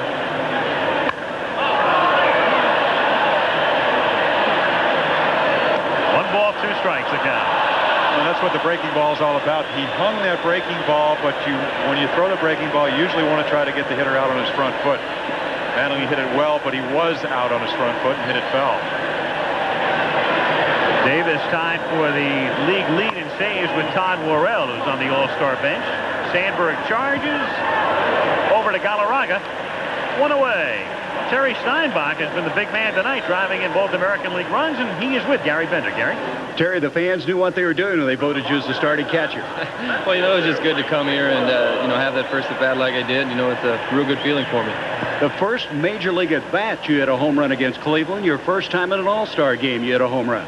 I don't know, I think I just get caught up in the excitement and forget about everything and go out there and see the ball and just try to hit it. And, I've been fortunate both times. You better stick around. You could be the MVP. Thank you. Back to Al. And at this point, Gary, I think he'd be a lock, driving in both runs to this point in the game, 2-1. American League on top. Greenwell at the plate, ducks under it. 1-1. So again, an all-star game dominated to a degree by pitching. Low scoring, but still some moments to remember tonight. Some pretty good ones. And Frank Viola provided some of those early on. 2-1. Mike Greenwell, and you saw the numbers, is a complete hitter. 45 walks, got an on-base percentage well over 40% of the time. The amazing thing about him is last year, Timmy, and he's hit so well, he hit 328, but he hit 378 against lefties. Now, you take a power away, 19 home runs, only one, but he had actually hit left-handers better than right-handers. Leads the American League in RBIs. It's like Rafael Palmeiro's the same way. A better hitter against left-handers than right-handers, and there's your point. And into left field, and what a catch! Yes, he caught it, Andy Van Slyke. And there's your point. The best center fielder playing left takes a hit away from Mike Greenwell. Andy Van Slyke, and has he ever emerged this year? You can put super in front of star now. He's on that level. Well, not to embarrass yourself, you have to have great baseball instincts. You dove well before the ball was about to hit the turf, and he still comes up with, knows about where it's going to land, has his glove right in the proper position. Tim Laudner of the Twins now hits for the first time in the game and takes a strike. Van Slyke making that play after signing 12 million baseballs. That's what he said. And I asked him about it before the game. He said it wasn't 12 million, it was 12 to the 10th power. He's got a wonderful sense of humor. That's driven to the gap in right center field and all the way to the fence. And Strawberry comes up with it on the warning track. And there's Laudner, who hit 191 last year in the regular season, but had a terrific World Series, doubling in the All-Star game. Boy, has that made a difference. Hitting just about 250 this year. And again, we talked about Frank Viola, won the first and the 7th game. Not that he had a bad year last year, but came back, and this year is the dominant pitcher along with Roger Clemens in the American League. And now Whitey Herzog is going to go to the mound. He's going to bring Bob Walk into the game to face Carney Lansford. So he gets Davis in for 2/3 of an inning. And Bob Walk, who pitched on Sunday, threw 70-some-odd pitches against the Dodgers, and then told Whitey before the game that he could come in for at least part of an inning. So he'll come in here with 2 out and Laudner at second base. Sounds like you're reiterating, but almost all the power hitters, and Laudner is a big, strong guy, like to get their arms extended. Mark Davis threw almost exclusively sliders. That's his first fastball out over the plate. Laudner doubles. And Laudner, like a lot of the Twins, credit Tom Kelly for the patience that he's shown with them. Laudner even goes back to A-ball when Tom Kelly was his manager. Tom used to do the laundry, he'd drive the bus, and train his players. He is a very, very popular manager with his players. No doubt about it, and he took some knocks in the World Series. Everybody said he's dull. Well, yeah, when you're around 9,000 people and you're uncomfortable, maybe you'll come across as dull. But when you get to know the guy, and those who have in this business find him to be a very engaging guy and a very bright manager. Yes. And I mean, how many managers can go to their grave and say, hey, as a rookie manager, I won the World Series? Right. He low-keys everything. He low-keyed his team right to the World Series and then won in 7 games. Now he's got him back in the race. So Bob Walk comes out of the bullpen. Bob Walk is a very interesting case himself. I mean, here's a guy who was a kid, starts the first game of the World Series in 1980 as a Philly, and then he has a checkered and up-and-down career, and 8 years later he's pitching in the All-Star game. And Carney Lansford is another who's had a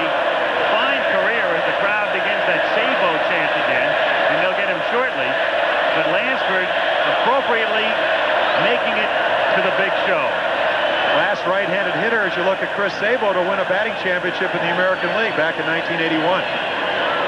So that graphic 364, highest batting average against right-handers, loves the ball out over the plate. And he hits that one on the ground down to second. And down he goes. And the American League finished here in the 7th. Sandberg and the Nationals come off. It's still 2-1 AL. Well, the All-Star game, the traditional halfway point, stream of consciousness. What's the one thing you'll think most about in regard to this season to this point? Pitching, I think. The good pitching in the National League. The Mets may not win.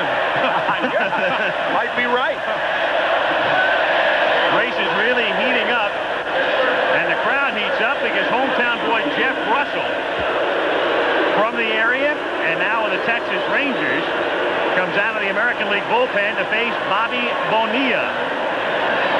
2-1, the Americans on top, and Bonilla takes outside, ball 1. Bonilla and Larkin out on deck, and then Gary Carter due up third. 1-1 the count on Bobby Bonilla. This is not a good night to hit. I mean, everybody's got a 90-plus fastball. They have 2 or 3 pitches. They throw strikes. To left field, and moving over is Greenwell, who had trouble just for an instant, but corrals it. The crowd is booing because they felt that Herzog should have let Sabo hit for Bonilla. 1 out, and Larkin is the batter.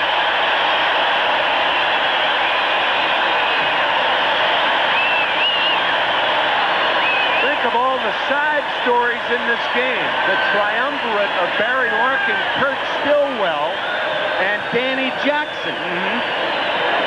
Jeff Russell used to pitch with Cincinnati. Stillwell traded for Danny Jackson.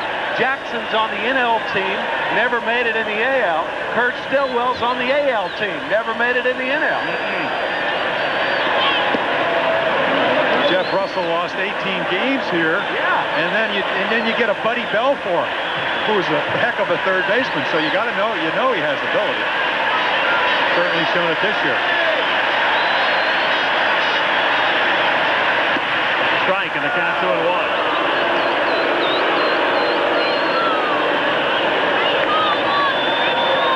Another thing that makes it a good night to pitch is that Frank Pulley has a ample strike zone. It's like a pitcher's umpire. You would pick up on that. You want every edge you can get, of course, especially in an All-Star game.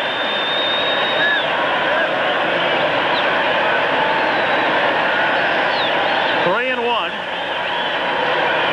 Larkin, a member of the '84 U.S. Olympic team, grounds one to third, and Carney Lansford throws to Mattingly to take care of him. So 2 down.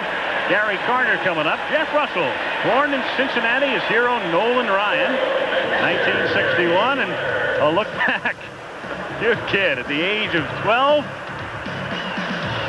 and then at 15 on the mound. At 17, an Ohio All-Star, and now live at 88, a big league All-Star.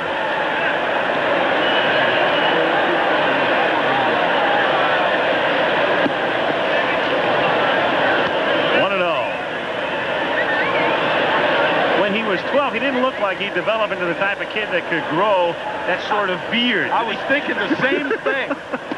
I mean, he sort of had that cherubic look, that angelic face at 12. And here he is with about 7 days growth. Looking mean. 2-0. He's fouled back, and it's 2-1. Well, let's take a look. Mets and the Yankees. With Dave Winfield, he'd like to see that take place. So with this gentleman right here. Boy, Carter, talked to Gary. He has been struggling, been on 299, talking about home runs for about the last 2 months. Said he talked to Joe Morgan and Johnny Bench about making some adjustments. But I'm not sure if tonight's a great litmus test to make adjustments.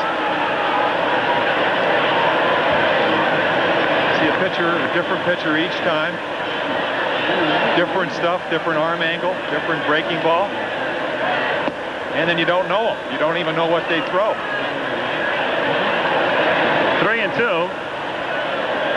When you're a rookie, you have to sit and wait. But I guarantee you he'll be in there before the night's done. Base hit for Carter. And Rafael Palmeiro will come up to pinch hit here in the 7th inning. And now the crowd is angry with Herzog. But Sabo is going to come out to pinch run. At first, they started to boo because Palmeiro is coming up and not Sabo. And then they see him coming as a pinch runner. His locker in the dressing room. He's one guy that didn't have to move out for the All-Star break. Jabbar-like glasses, 27 stolen bases, so you can see there's a method to Whitey's madness. Carter runs well for a catcher, but does not run like Chris Sabo.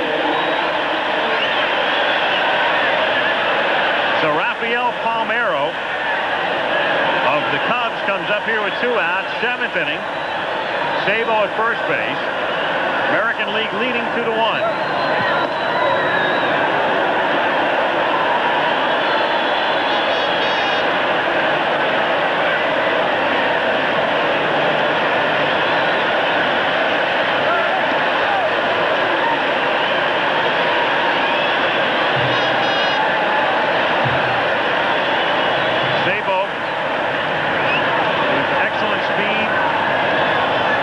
Himself off at first base, representing the tying run with 2 out in the bottom of the 7th inning.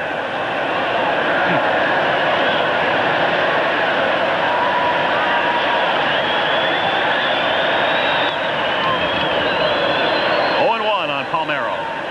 Palmeiro, I think I read something, won 29 straight at bats early year without missing a pitch.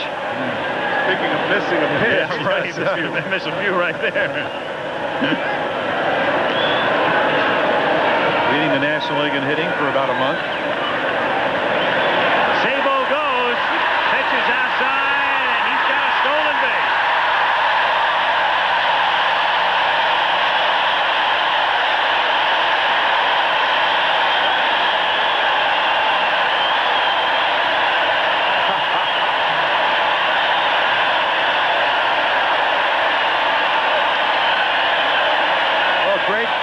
Great jump. Number 26 on the year. It doesn't count, but it will have allows the National League to tie the game. Yeah, you couldn't tell the people here that right. It doesn't count. On his normal record, of course. Head first slide. That's one of the toughest things in the world is to come in as a pinch runner and to be expected to steal a base because you really have no place to loosen up. You could loosen up as a pinch hitter, of course. Safe easily at second base. Of course, Cal Ripken trying to put the quickest tag he can, and it's just too late. Tags him on the hip. Hands well into the base. Good pitch to run on a slow curveball. 1-1 on Palmeiro. 2 out.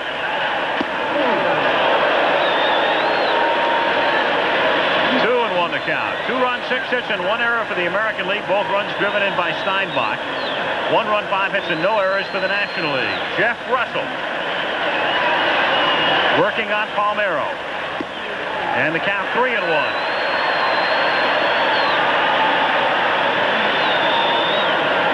Doug Jones down in the bullpen for the American League. Hershiser for the Dodgers in the National League. 3-2.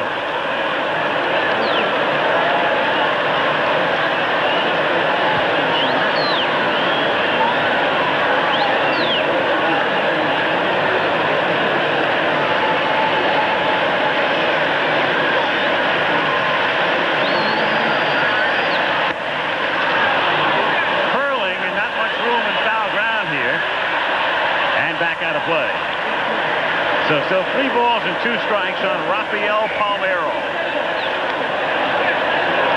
It's hard to tell now, but almost every hitter I talked to, I said, how do you characterize this park? They said, a good hitting ballpark.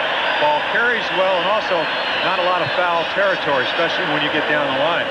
Contrast this to Oakland. I mean, Oakland is huge. On that last foul ball, Sabo with 2 out running, and you heard the crowd respond. He'd already crossed the plate. Just in case it was fair. He really didn't have a chance, but that's the way he plays the game. A typical example right there. And Palmeiro walks. So runners at first and second, and Andy Van Slyke, who made that great catch in the top of the inning, comes up here.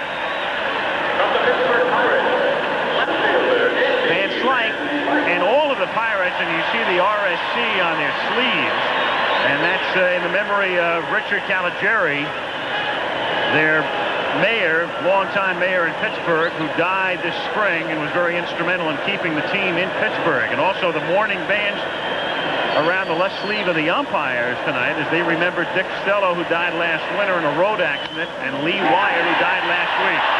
Mattingly, great stop, goes to second for the fourth. What a play by Mattingly.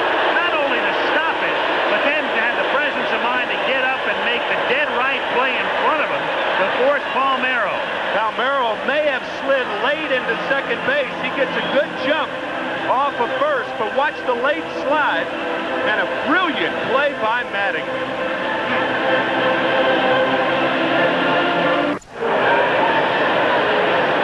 The All-Star game moves to the 8th inning as Kirby Puckett leads off for the American League, hitting one in the air down the line. Strawberry goes over and makes the catch in fair ground. So on one pitch from Oral Hershiser, the new National League pitcher, Hershiser worked Sunday for the Dodgers, but told Whitey he could give him an inning, as Tim mentioned before. And here's the inning, the 8th, and he's got a new battery mate. Gary Carter worked 7 innings tonight, and Lance Parrish of the Phillies, the former Tiger, takes over there. Rafael Palmeiro stays in the game in left field. Parrish hits 7th, Palmeiro hits 8th, and Hershiser bats 9th. Harold Reynolds, the Mariners second baseman, comes up with 1 out. The base is empty. 8th inning. 2-1. The American League on top. Al Michaels, Jim Palmer, Tim McCarver at Riverfront Stadium in Cincinnati.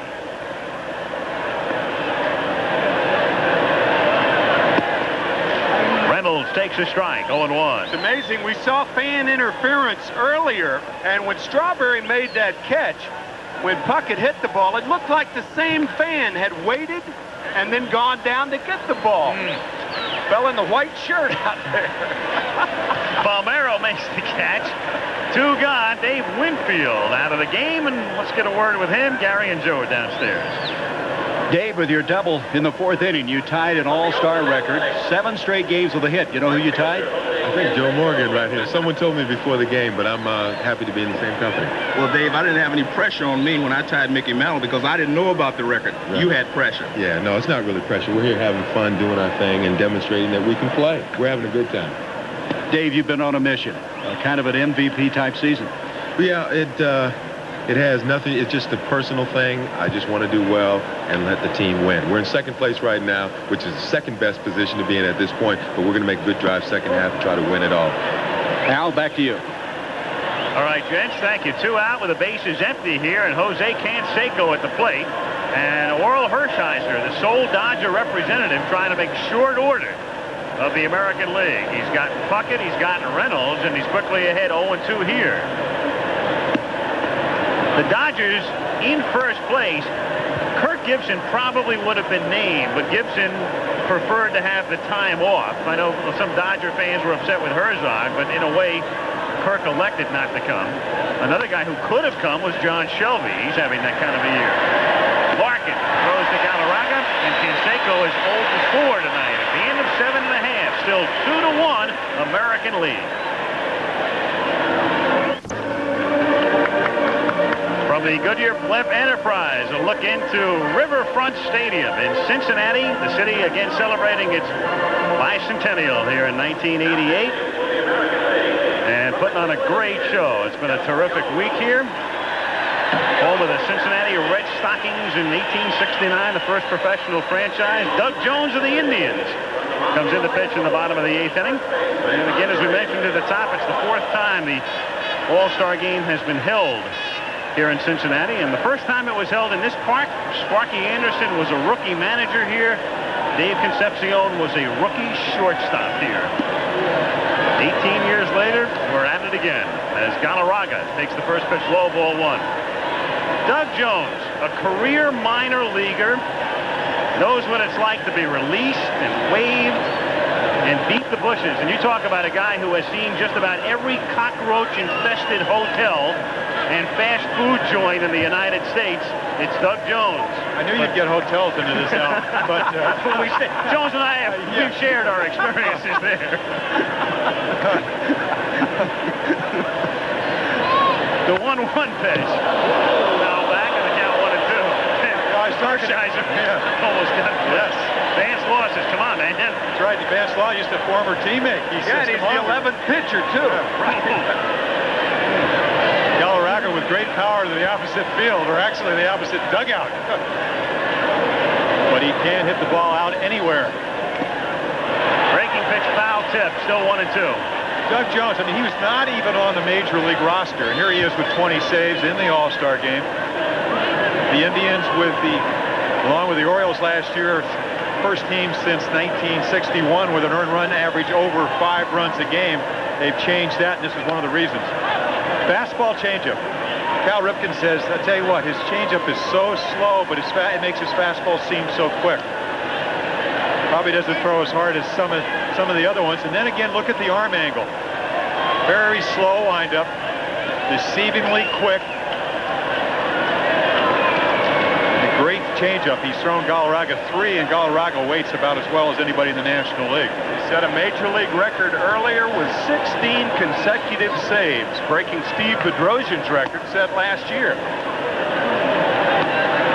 2 balls and 2 strikes the count. That is the nick left by, more than a nick, left by Galarraga's foul ball. Oh, changed up on him, and down he goes. And so Jones, a guy who's beaten the bushes in Newark, New Jersey, Burlington, Vermont, Stockton, California, Vancouver, Holyoke, Massachusetts, El Paso, Texas, Waterbury, Connecticut, Old Orchard Beach, Maine, and Buffalo. In an all-star game, comes in and strikes out the first man he faces. You know, we talked about earlier, and we saw Mattingly save a run. Now, he's won 3 Gold Gloves, but we talked about earlier, the American League to win has to have a good defensive ball club capable of winning one-run ball games. They have their stoppers, so to speak. They got Dan Plesac out in the mound with over 20 saves. They have a great defensive ball club, and they have a guy on the mound that's been out there all year doing exactly what he's expected of tonight.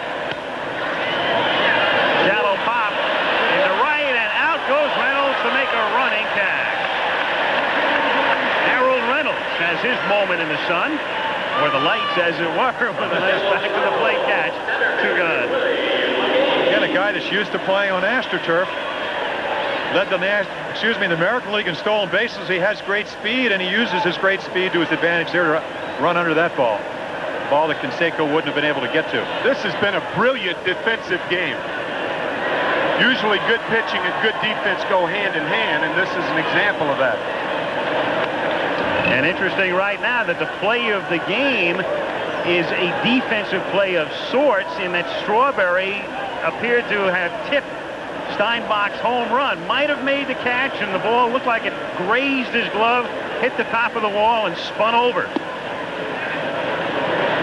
1-1 the count.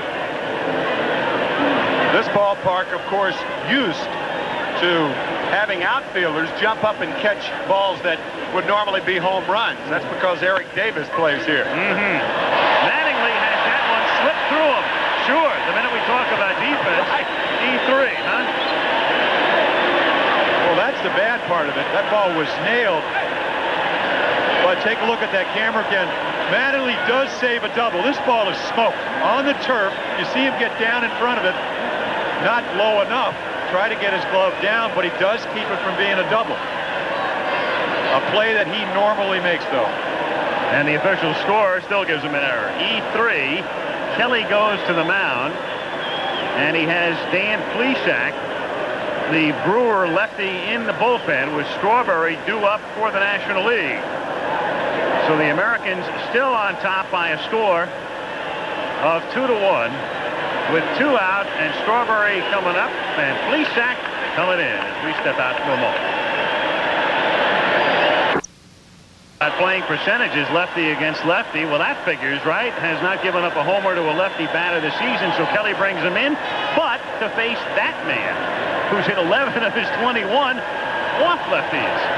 So Strawberry at the plate with 2 out, takes a strike with a tying run, McGee at first base. 2-1 American League 8th inning. Power against power. Plesac on the radar gun in Anaheim. Clemens at 96. He was at 98. And a hard slider to go with it. 22 saves. And what makes this a good play also, you have the left-hander versus left-hander, but you also have Willie McGee, who can, with 26 steals, that can run, but is not as liable to run with Plesac on the mound.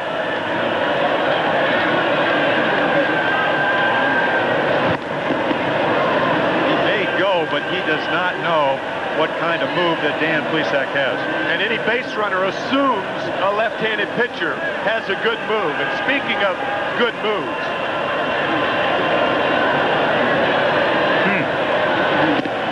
0-2.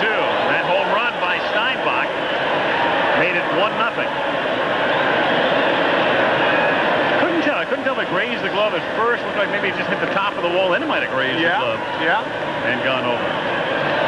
Looks like Darrell may have jumped too high, and the ball hit about wrist high, and the glove was above the fence. A few years ago, that would have been a double because the fence used to be 12 feet high here. And Strawberry is gone. So Plesac strikes him out, and we go to the ninth with the American League still out in front, 2-1 in Cincinnati. Yep, that's a shot you'll only see at the All-Star game. Either that or a game that goes into the 23rd inning. This might be the type of pitch that left-handed hitters hope they only see at the All-Star game. Otherwise, they'd be out of business. And Plesac getting high five and low five and all the rest as he goes back to the dugout. And we go to the 9th inning in Cincinnati. As the All-Star game moves into the 9th with the Americans on top 2-1, and George Brett comes up to pinch hit, and he'll face Todd Worrell of the St. Louis Cardinals as we start the 9th inning. 2 guys that faced each other in the 1985 World Series. Worrell with 16 saves at 98 miles per hour. I think they're going to have to pass a rule. Only the major league average fastball can pitch in this game, which is about 85. Whew. Vance Law is also in the game at second base.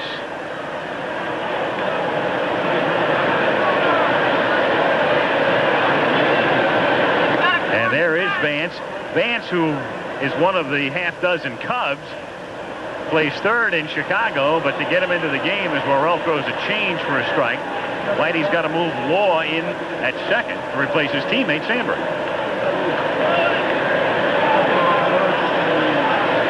1-2 the count on Brett.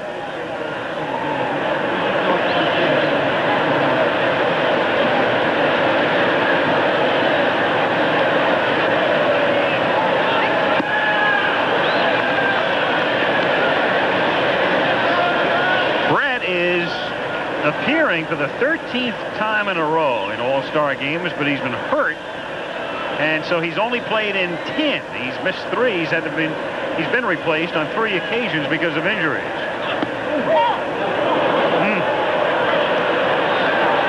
Pulley was ready to pull up the right hand. Well, you have an idea of how wide George Brett's such a great hitter. 98 miles per hour, you got to get the bat started. He tried to, then knew it was a ball, or at least assumed it was a ball, and it was. Gives him another chance. Still 3-2 on Brett.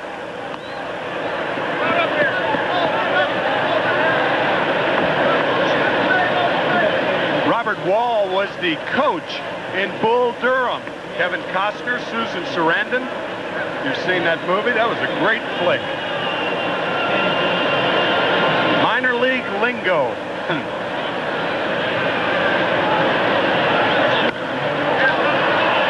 Major league pop-up at the Major League All-Star game. Worrell says it's coming down, and Galarraga makes the catch. Boy, was that baby up there a long time. Let's go to Joe Morgan. Thank you, Al. I'm here with Chris Sable. Chris, you were not even expected to make the Reds in spring training. You're an all-star now and will probably be National League Rookie of the Year. yet you were embarrassed by the crowd chanting for you. Why? I don't know. I don't know why they're cheering for me. I just go out there and play every day, and, you know, it was nice, though. I enjoyed it. All right, back to you, Al. Sabo shy and unassuming and soft-spoken. Ripken, it's a one-hopper to Bonilla. And Galarraga stays on the bag. Nice play. So 2 down. Larry Barnett, the first base umpire, took a long look at it. Calls him out. Galarraga's nickname down in Venezuela is the cat.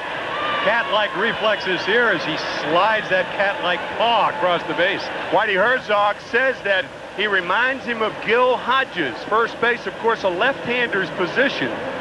But Galarraga plays it like a left-hander, doesn't he? Soft hands. 2 out, bases empty, and Mattingly is the batter. You know, you look at Sabo and you listen to the interview with Joe Morgan. You wonder, in 3 years, could that guy go to arbitration? Does he look like the kind of guy that would go to arbitration? Not in representing himself. Yeah. Mattingly lines one to right field and right at Strawberry. And so the National League comes up in the bottom of the 9th, trailing 2-1.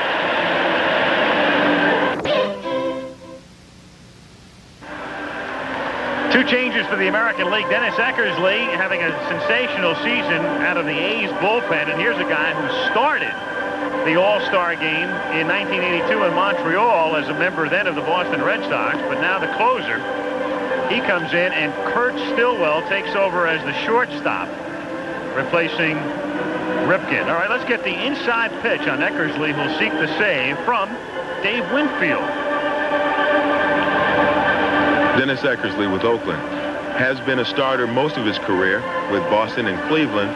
Made the transition to relief pitcher, has done extremely well this year, probably one of the best comeback stories of the year. He has a lot of confidence, throws over 90 miles per hour, has movement on the ball coming from the side, and you'll see him in there if the game is close tonight.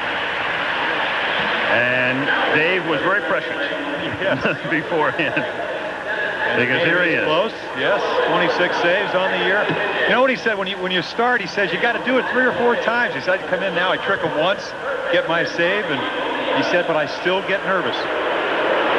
So it's Bonilla, Larkin, and then Parrish due up in the bottom of the 9th inning as Bobby Bonilla takes inside. Bonilla has played the entire game. Tom Kelly trying to guide the American League to a win and beat Herzog again.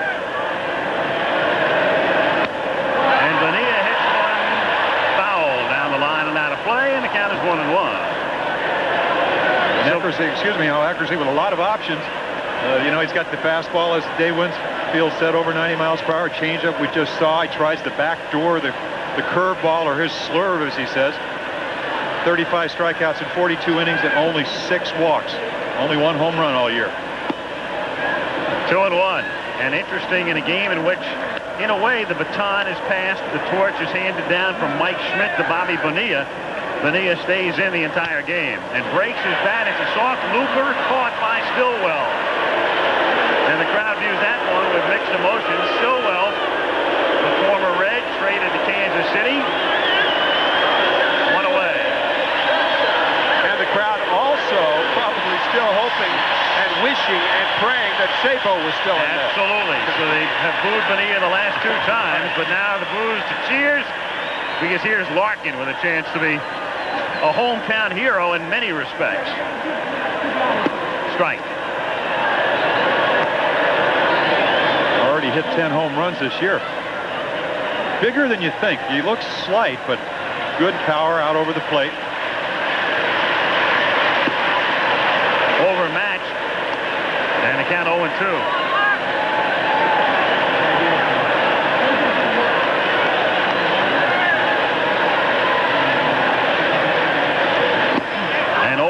Again, 2 gone. So Eckersley, an out away from wrapping it up for the American League. Well, Winfield talked about the fastball, trying to play catch up. Barry Larkin and unable to do that. What goes back 2 weeks ago? What did Ray Miller, the pitching coach in Pittsburgh? You see Eckersley's reaction here. He doesn't get too excited, does he? Ray Miller, pitching coach in Pittsburgh, said throw strikes, work fast, and change speeds. Well, Eckersley hasn't changed speeds too much. He hasn't had to. Now Parrish takes low, ball 1. So this game winding down with 2 out, bases empty of the 9th inning. The scoring early, the American with single runs in the 3rd and 4th, and the National League run in the bottom of the 4th inning. Robbie Valentine, one of the coaches, is probably who thought that Eckersley may be scuffing the ball, is saying, "Scuff one for me now." At least tonight. 1-2.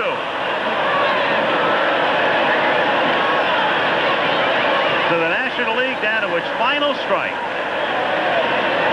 And Whitey on the verge of losing an All-Star game for the 3rd time. And that's a hat trick he doesn't want, but he's going to get. Because Kirby Puckett is going to put it away. And the American League wins it by a score of 2-1. So Bobby Doerr, the honorary captain, and congratulating Kelly. Dennis Eckersley out of the bullpen to pick up the save. Terry Steinbach, the controversial choice.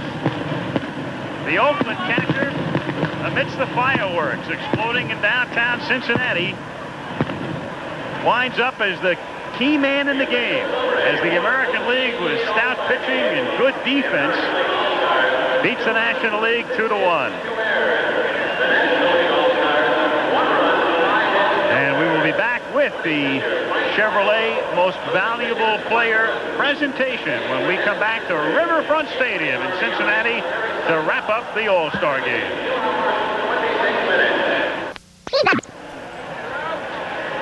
So there it is, the totals. The American League winning it 2-1, and in the All-Star game, the rules are different. So Viola only goes 2 innings, but still gets the win. Gooden gets the loss, and as far as the MVP is concerned, well, the presentation now, let's go to Gary Bender. Al, it's Terry Steinbach, the catcher for the Oakland Athletics. He is the Chevrolet Major League Baseball Most Valuable Player in the All-Star game. And here to present it, the sales manager for the Chevrolet Motor Division, Otto LeBron Jr. Mr. LeBron, let's have the presentation. Congratulations, Terry. On behalf of Chevrolet Motor Division, I'd like to present you with this Most Valuable Player Award. Super job. Thank you very much. Well, Terry, let me ask you. I told you to stick around. You might get this way back when, but let's talk about the home run, your first time at bat in an All-Star game. Well, I was just going up there. There was so much excitement for me tonight, and just went up there, and I was just going to see the ball and hit it hard, just try not to strike out, basically. And when I got good wood on it, and the ball went out of the park, it was just a highlight of my career. Looked like Strawberry had a crack at it. Yeah, he did. When I was rounding first base, I just kind of looked and saw the ball bounce, and I don't know what happened, if it hit his glove or if it hit the fence, but I saw the umpire wave me around, and I continued running. It hit the top of the wall. Then you came back with a sacrifice fly, which was the game-winning RBI. Well, there was a situation Tom Kelly talked about in the clubhouse. Said, you guys are all professionals out here. If a situation comes for, let's say, sacrifice fly or a bunt, just go ahead and do it. So right there, I was just looking to drive in a run. My bases loaded, and only up by 1, and I got a pitch up and was able to hit a fly ball with it. Now, a lot of people said, why is Terry Steinbach the starting catcher? That this voting situation is out of hand. You kind of quieted those critics. Well, I took a lot of heat about that, for about 2 to 3 weeks, and I was just going to come here and play hard, like I said, all the way through this, and hope for the best. And it came out tonight, that I had the home run, had a sac fly, and won the MVP. It's interesting, isn't it? You start the year with an eye injury, then you have a collision at home plate, but good things are starting to happen to you. Yeah, they sure are. I hope they continue for us for the second half. Congratulations. Thank you very much. Terry Steinbach, the Chevrolet Most Valuable Player in this All-Star game. Let's go back to Al. Okay, thank you, Gary. So that's the story from Cincinnati, where the highlight of this bicentennial celebration has been the All-Star game. And tonight's All-Star game, the executive producer has been Jeffrey Mason. Tonight's telecast was produced by Kurt Gowdy Jr. and directed by Craig Janoff. Technical director, Mike Blazo. Pre-game show produced by Steve Dans. Our associate directors, Earl Fryman and Dave Kiviat. Assistants to the producer, Bill Bonnell, Mike Cohen, and Patty Rotoloso. Stats and research, Steve Hurt and Alan Roth. Our tech manager, Mark Smith. Telecommunications manager, Lee Kolinsky. Al Michaels for Jim Palmer. Tim McCarver saying good night from Riverfront Stadium in Cincinnati, with a reminder that Saturday begins on ABC Sports with live exclusive third round coverage of the British Open. And ABC's Wide World of Sports features the U.S. Olympic trials. Carl Lewis, Edwin Moses, Jackie Joyner-Kersee, and more compete as the track and field trials begin, plus the box-offs live from Las Vegas, Nevada. Stay tuned for a Nightline following your late local news over most of these ABC stations. Tonight's topic, Democratic Party politics. Aerial camera facilities provided by the Goodyear Tire and Rubber Company. This has been a presentation of ABC Sports, recognized around the world as the leader in sports television.